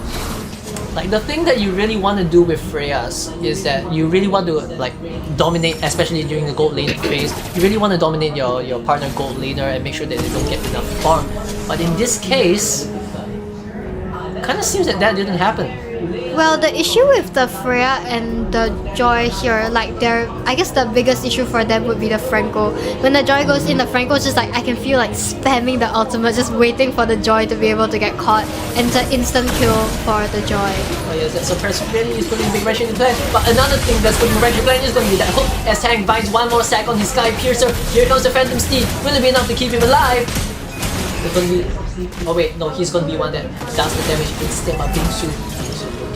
To the bush, they know he's there. Here goes Bingsu with the combo kit. But now Yuzhong is going to come into the armor of his own. Manages to find Daiso. Daiso forced to gas straight in. Electrifying beams being popped, but will it be enough to kill anyone? Yes, it will. As Franco goes down, but here comes the real world manipulation. And Rimuru falls to Clint. Another stack added. But the Lord will be taken by Oreo Waffle. As Oreo Waffle goes in, tries to get Super Jun. Super Jun will be able to slip away. Bingsu also able to get a double kill on the Freya, but they might be looking for the triple on Oreo Waffle, but I think it's too much of a risk to be going in. Lord, 12 minutes charging in from the mid lane. Was it actually the 12 minute Lord that was taken out, or was it still 11 minutes? I think it should be... Oh! Oreo Waffle just going on the Freya. Freya procs down here, but they might try to kill a lot very fast. That's an insane amount of damage on Tang as well. 2 hits, 3 hits, 4. Going into this Chewie, unfortunately gets suppressed by the Franco. A lot of damage, but not enough to kill Chewie, especially not Hilda on the Revitalize. Dang, even with the Sky Piercer, Tank still doesn't... Chewie's still able to... Oh! Chewie getting hooked by the Franco once more. I don't think he'll be able to snipe this one. 4 people. Daiso coming in from the back line trying to get the Clint. Unable to do it, but Juicing is still able to get the kill on Tank. Oh, but Bingsu isn't gonna let it up though. He's gonna be capitalizing on that as the Big Black Dragon will be popped down by Tipsy Toad. Tipsy Toad, unfortunately left alone as everyone has died. Choco Walk, but he does manage to get Super Jun though. So it's a 1-for-1 trade as Bingsu takes him down. Bowie holding a nice winter over there, forcing the Freya to leave the tower. Yu Zhong at least getting the juicing together with him before he died. Actually quite impressive. I think that's pretty strong. Alright, so like looking at the clean right now, we have 28 stacks on that Sky Piercer. Not too bad. Yeah, so I think once it hits like 50 something, maybe even 48, that's where you're gonna start seeing problems starting to appear. So I don't know what. Once the clean gets fed, what can Imperial Obscura do actually? They just have to go in with the Joy, pray that they don't get ulted by the Franco and that the Joy can kill the Clint. I feel like late game, Joy probably would have the damage to be able to take down the Clint in a 1v1, but if the Franco constantly being there to like protect and surround the Clint might be a little bit of a challenge for them to do so as well. So let's just hope that somebody is going to be able to bait out that Franco ulti at least. It will have to... I guess if the Joy manages to bait out the Franco ulti, it makes it a lot easier for the Freya to be able to go in and wipe them. So it's gonna be interchangeably between the two of them. Who life is more important for the next team fight? I mean, you have to sacrifice sometimes. Yeah, someone has to go. Coming onto this top lane, or Waffle. Clearing these minions. Bingsu finds the fight. Jumping out the bush. Phantom Steed coming right out. Valkyrie descended, taking 1v1 under the tower. We're going to be popping the Purify, but is it going to be enough to save its life? Real world manipulation keeping him in. Bingsu will fall for his folly. Now the backup has arrived, but the backup is going to be slowly backing out as well now. Bingsu's death might have been detrimental to their ability to take the Lord. One of their key player and damage dealers falling down so early right before the Lord comes out might not have been the best play coming from Bingsu, but almost being able to kill Aura Waffle, I could see the appeal in going in there, trying to go for the sneak attack. Chewie trying to go in, take Tang down with him, but might be a little bit hard for him over here, just giving vision and space to his team. But without their Freya, might be a little bit hard for them to contest. Joy can try and go in for the steal, 10k, 7k. Nope, not enough time. Well, I could see the vision, I guess. Like, if Oreo Waffle did fall there, that's pretty much a free lord. But oh, a really nice ultimate coming out from Rimuru, but the suppress will be coming in with the Winter Crown. Here comes the RWM and the Phantom Steed. A whole flurry of ultimates being popped in, but we don't have the crowd control coming in from Rimuru as the Oreo Waffle will take out Jury, will take down Super Jun. There's going to be 2v5 situation coming out with the Lord slowly knocking down onto the mid lane. With the Lord coming in with a huge stack of minions, we're seeing a 2v5 over here. This might be a little bit of an impossible defense. Bingsu and Daiso both not really having that clearing speed that would be ideal for this fight. Phantom Steed, yet again, the minions are just going to evaporate. The thing next on the list is going to be the base as Daiso, unfortunately, does not have the damage. Bingsu does not have the survivability. The base does not have the health. As we're going to see ASPT take this game against Phantom Obscura. Imperial Obscura, my bad. Phantom Obscura, 6 to 8 different team names. Getting mixed up here and there, so dizzy. That was an amazing game played by both teams actually. At first, I would think that Obscura had a little bit of their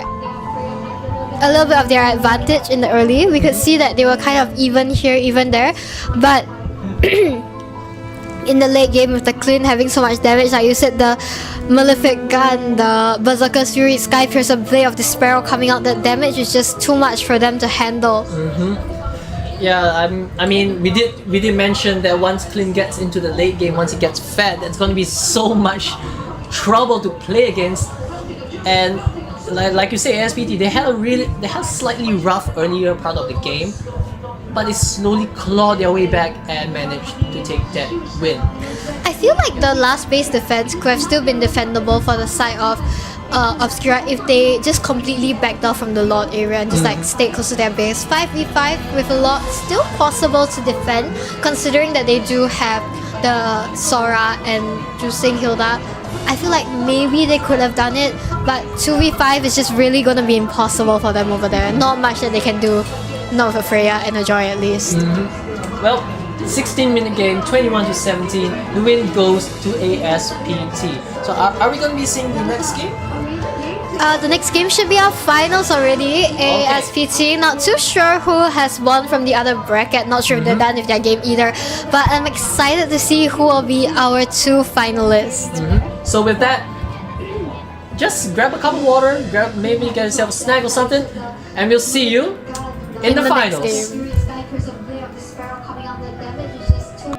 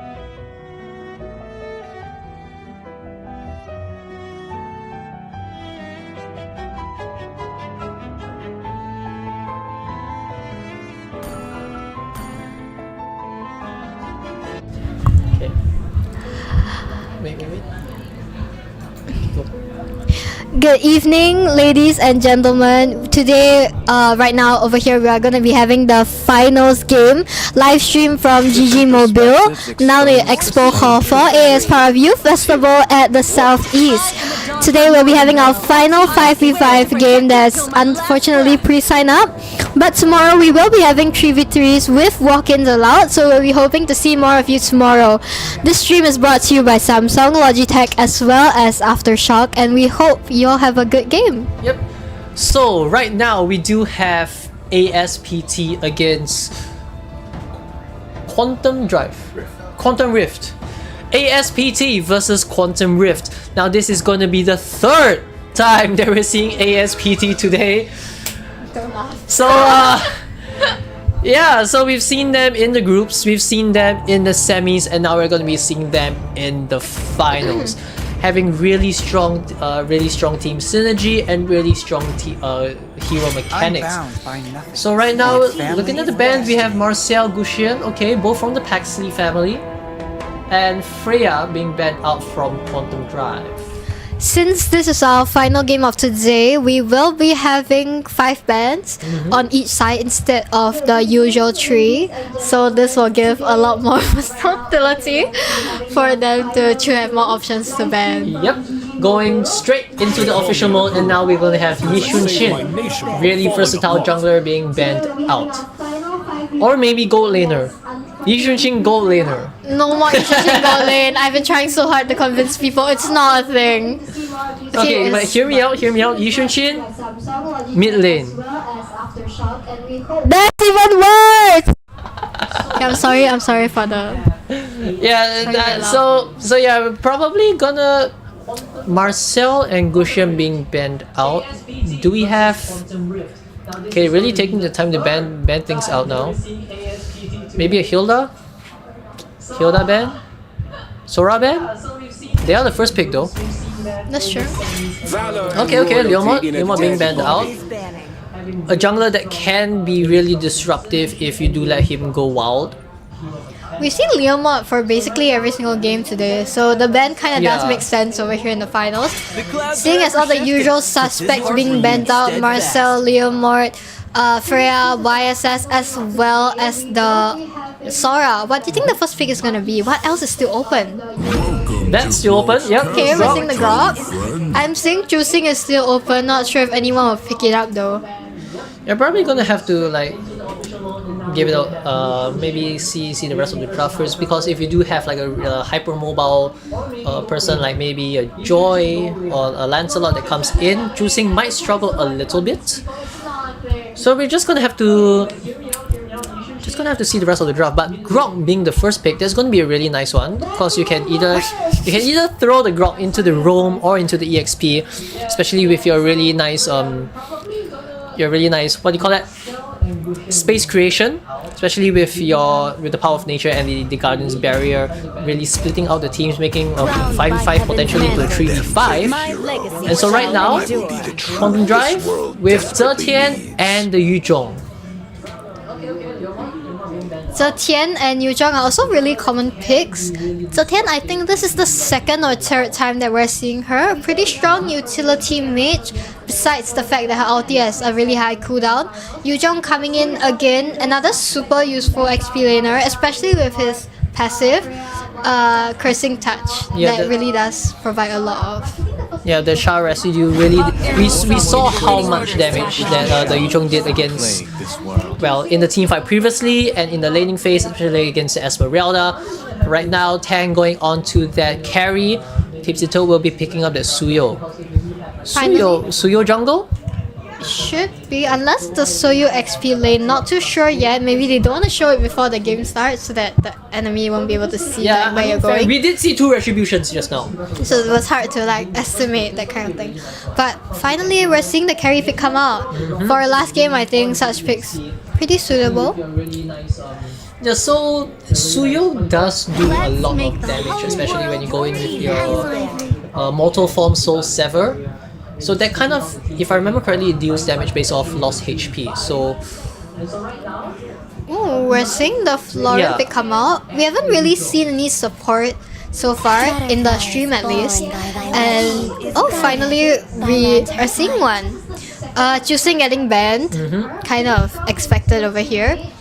Alright, so that means probably we might be seeing maybe a no Fredrin. Yeah, Fredrin jungle will probably not be a good idea, especially if you have carry on the other side. No, it is gonna end up like that other tournament that we have, Aspect just roasting the pick for 5 minutes. You should not be picking a tank after you see the carry. If you pick it before you see the carry, it's understandable. But after that, base percentage that she gets from her damage scaling should be about 6 to 8% of your total HP bar. But we're seeing a Fredrin ban despite them having the carry. Maybe it's the CC that he provides, you know? Like we were saying, maybe if carry gets stunned so many times, then it's gonna be really hard for her to be able to push out that damage that she originally had. The light wheel mark's gonna find it hard to be able to form on a person, so I guess I can kind of see the vision. Okay, yeah. I mean, to be fair, they do have the Florin. That's true. So as Florin, especially once you pop in the ultimate, you have the Bloom Soul, the Bloom and Soul combination that is going to give you a lot of health. Add on the Flask of the Oasis, add on the Appraiser's Wrath from the Fredrin, that might be a lot of damage going in. So right now, Baxia being banned out. They're banning out both the tank junglers despite having the carry. So maybe an alpha? I don't know, what other junglers can take advantage of the fact that there's a Florin on the team? I don't know, actually that's right. Maybe they banned it to target from the Florin. That's true, Florin does really work better with tanks usually. Yeah, we might see Uranus against carry. No, you're committing suicide. You're committing suicide. Alright, so opting to pick the Marksman instead, we're going to be seeing the Moskov coming out. So still no jungler from Quantum Drive at Fanny pick. but there's a Moskov. Another assassin coming in. Okay, so one thing I like to call Zetian's passive is the anti-Fanny bubble. Because the moment you have your Celestial Armament, the Celestial Armament active, when Fanny comes in, she's just gonna get bounced out. So that's one thing that you might want to consider when you have like a Fanny into the Zetian, especially when you have the Moskov as well. But it's a really fun kind of interaction, and Zetian's passive does have quite a long bit of a cooldown. Considering that they have a Florian Zetian as well as a Moskov, they're looking a little bit squishy. Fanny might not have been the worst pick over here. It's actually quite okay still. But talking about squishy, we should look over at ASPT's side. They really only have the Grok as their primary tank. XP laner going on the Soyu, another assassin-ish fighter.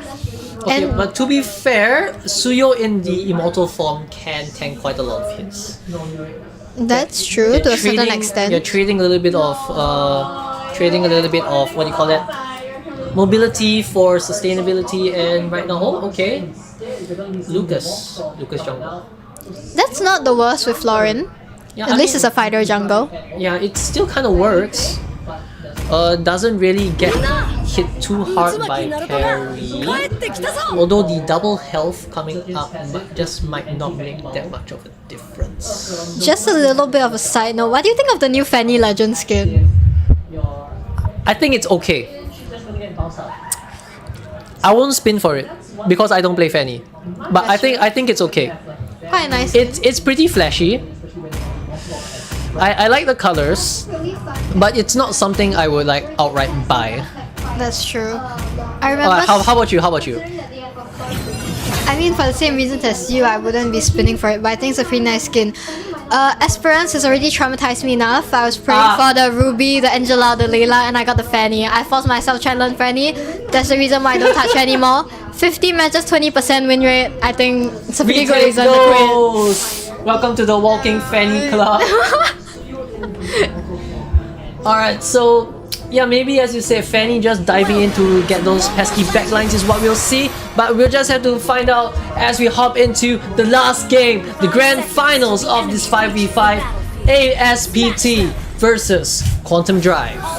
Hoping for a little bit of a longer game today. Two of the final teams expecting both teams to have pretty decent players. Hopefully we'll be seeing a more interesting and even match rather than it being so one-sided, but I mean, you never know until the match actually plays out by itself. Okay, now we're gonna have the Fanny taking the blue first.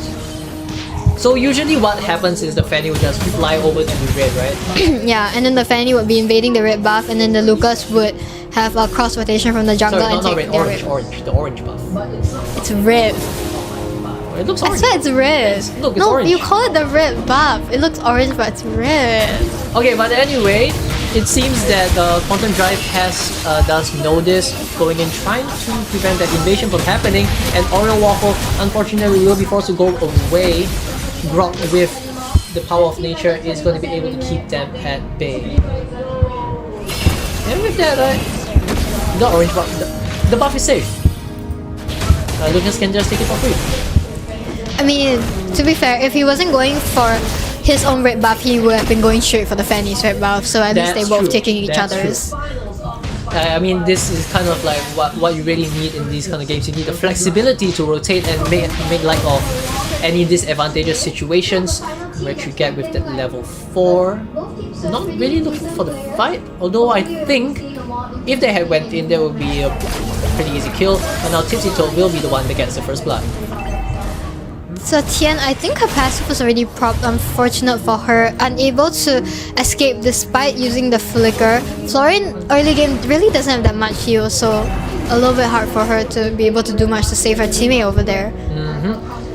Now Tang over here will be just chilling at that level. Oh, just walks past that bush. Okay. Farsa flying up to the top lane, might be looking for a little bit of a trade. Oh, found an airstrike coming in. Whoa! Vortex magic to flicker out, left with a slither of HP. I'm expecting the Farsa to go for the flicker, or perhaps manages to hit with that first kill at the end of the day. Would think that the turtle fight would be going on, taking advantage of the fact that the Farsa wasn't there. But I guess they just didn't. Fanny going in managed to take the Florin trade from both of the roamers. Grog goes down as well. Now we're seeing a 3v3. Might not be going for the turtle as well, because Fanny has never had the advantage when it comes to taking the turtle, but she might be able to cable that just in time to be able to steal the turtle. 3k HP. Will she be able to do it? And unfortunately, the Lucas will still be able to get it. Feather Airstrike, but the Farsa coming in though. So Tian ulti is able to cancel the Farsa's ulti out, and well, the red team just takes the turtle with no form of disruption. Yeah, Quantum Drive managing to take advantage of the fact that the Fanny wasn't there, and that Farsa wasn't really in position since the Farsa went up to gank the gold lane. And since those two key players were not present in the fight, they were just able to take the turtle with very little resistance. And now just looking at that, the goal is going to work up. Tang looking to be having a little bit of a party out in the gold lane.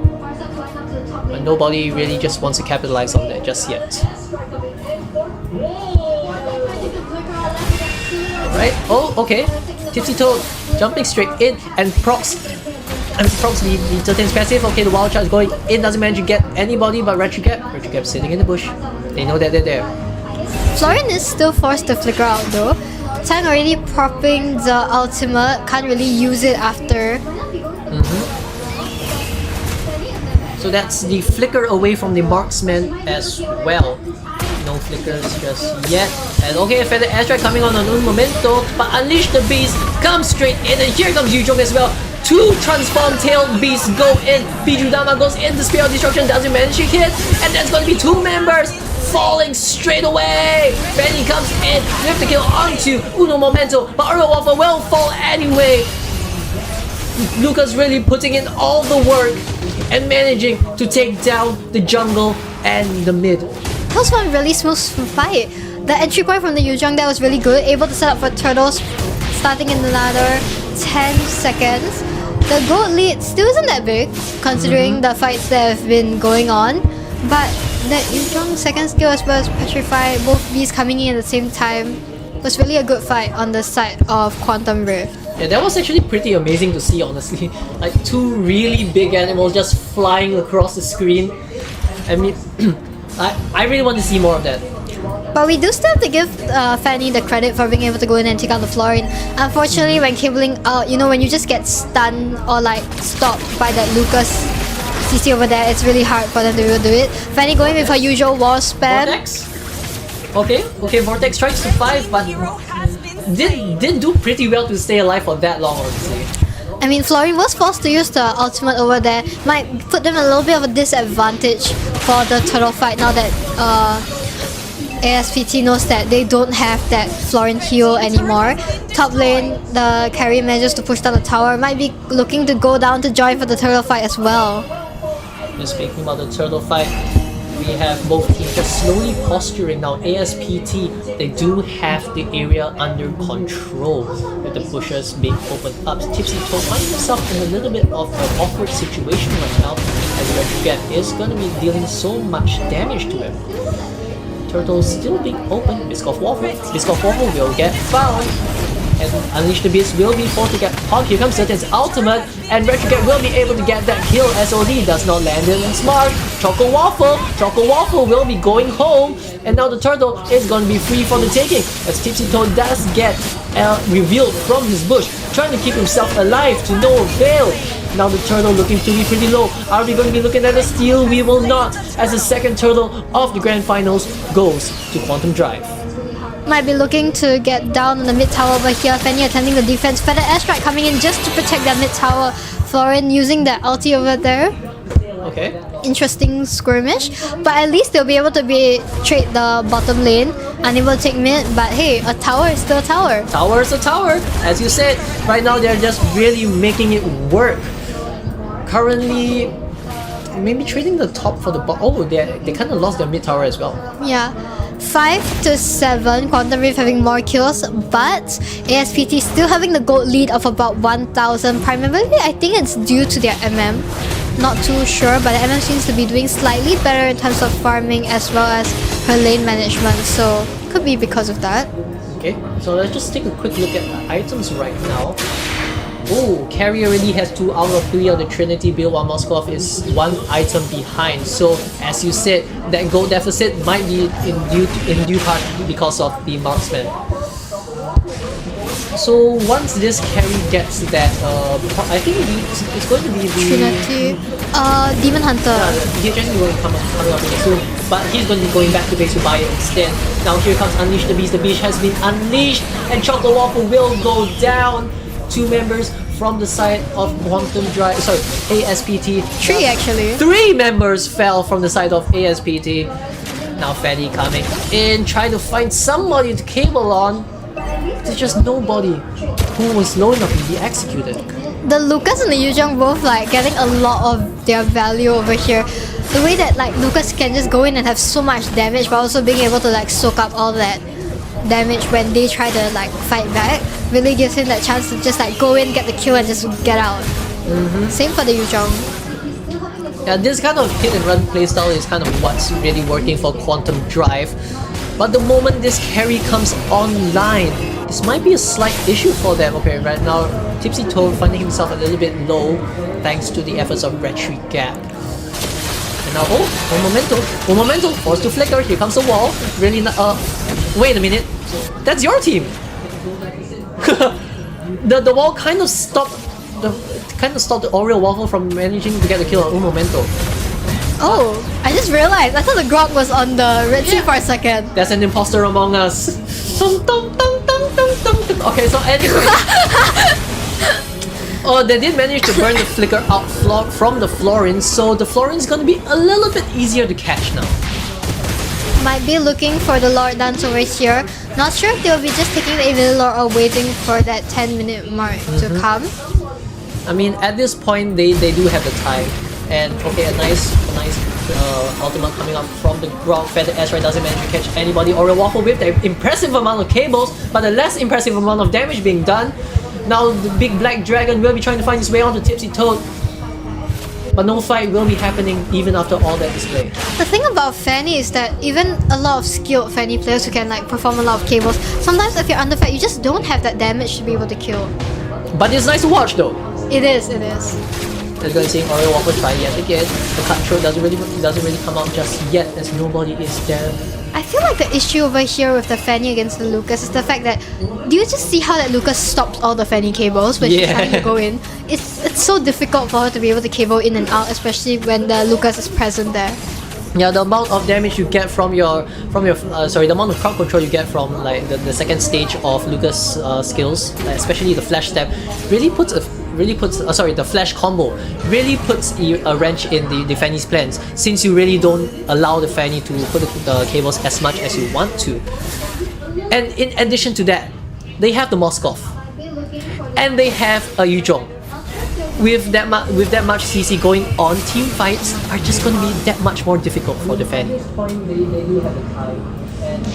So I guess right now is where we're going to take a look at the Lord that's coming in, Retreat Gap going in, trying to get some damage out. Now thanks to Tang, the Lord has been reduced to almost half. And now Razor High going in with the Big Black Dragon form. We're gonna have Biscuit Waffle being stopped, Unleash the Beast being popped. Now Retreat Gap looking pretty low, but that's not gonna stop him though, as Razor High gets a kill, but Tang will get that trade out. Oreo Waffle will fall, but Retreat Gap falls to Tipsy Toad instead. Ghost XXX will he be able to run away? Oh, the Celestial Armament will keep him alive, and now that both jugglers are down, Tang will be able to take this Lord for ASPT. Unfortunately, Moskov doesn't really have the Spear of Destruction over here. We can't look for that steal, but the Fury of the Phoenix with the timing, so close, almost able to steal the Lord. But I think Carrie could kind of see that coming, stood a little bit away from the Lord, so he wasn't able to touch the Lord in time. But that was some good timing from the Fury of the Phoenix. Really well played, some sick moves right there. I mean, so now it seems like Quantum Drive, they were doing quite well in the earlier part of the game, and now they are in a slight gold deficit. Okay, do you call 3K a slight gold deficit, or It's a little bit. It's a little bit. That's For this late, moderate. for this late, it's a little bit. A moderate gold deficit coming straight in, and now Fanny. Well, at least on the side of ASPT, they are able to push in with the 3 lanes. Carry might just have no competition when trying to look for the top lane. SOD manages to land, but not much that he can do there. They're still able to defend their top lane left with a slither of health, and the airstrike zoning them out pretty well. Well, the holy defense already being taken out for all the sides, and now it's going to be the bottom tower that disappears. Fanny trying to go in, but no cables are connecting just yet.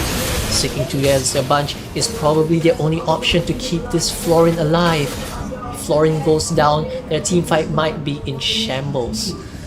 No minions are going to be available just yet, as the mid lane is going to be walking in. Nice initiation from Soyu, and here comes the Fanny. Fanny without the cables, but unfortunately, Florin will be able to keep them all alive. Battery gap will fall, and Yu Zhong taking so much damage from Tang. Tang with that really fat damage coming in. The minions are just going to be disappearing. Tipsy Toad clearing the minions. 1 minion left from the top lane, and they're not going to risk it all to push it in. Base left absolutely naked. No more inhibitor towers left. Just them and their base alone. Oh, 5v5. Feather Dance Strike coming in. Oh, Memento goes down. Oriole Waffle goes down. SOD doesn't manage to connect, and it's gonna be Tang shooting down the base. The minions are here, and the damage is here, and it's gonna be ASPT that takes this game of the grand finals. Congratulations to ASPT. That was a really good game played, especially at the ending where the carry was just able to lock the base. You can see that they were really on the backhand side for the majority of this game, but what a comeback from their side. And turning it around the moment the advantage just went to them, they managed to just capitalize on the fact that the Quantum Drive was just in complete disarray Which is after Quantum that lot. Rift? Quantum Drive is this one, Quantum the Lucas one. Yeah. Oh, Yeah. interesting. Yeah, I remember Tipsy Toad. Tipsy Toad from ASPT. Yeah, and despite the fact that the early part of the game didn't really go that well, they managed to tough it out into the late game where their win conditions just came online. And as a result, a 13-minute game with a 10-13 scoreline. So But I mean, at least now we can see why they banned the carry, or why they should be banning the why carry. Carry should be banned. Whether your team is tanky or squishy, like we can see that majority of the Quantum Rift team over here, they had the Florin, the Moskov, the Zetian, not really looking at too much of a tanky lineup, but at the same time, how devastating that carry can be in the late game. She's definitely one pick that everyone should be looking out to ban or pick. Yeah, and so with that, we have come to the end of all the games that we have in store for today, and I think we should be giving out the prizes later, right? So excited. Oh, no prizes later. Huh? Okay, so yeah, we'll be giving out the prizes later in the hall. So thank you guys all for watching. Will you be here tomorrow? Of course. Alright, so if you guys are gonna be coming tomorrow, do say hi to Claire at the 3v3s. Say hi to Cake as well. Yeah. Okay. Yeah. We'll see everybody tomorrow. We hope more of you will come for the walk-in 3v3. Remember that even if you haven't previously signed up, you can still come and play. And we hope to see you tomorrow. Goodbye!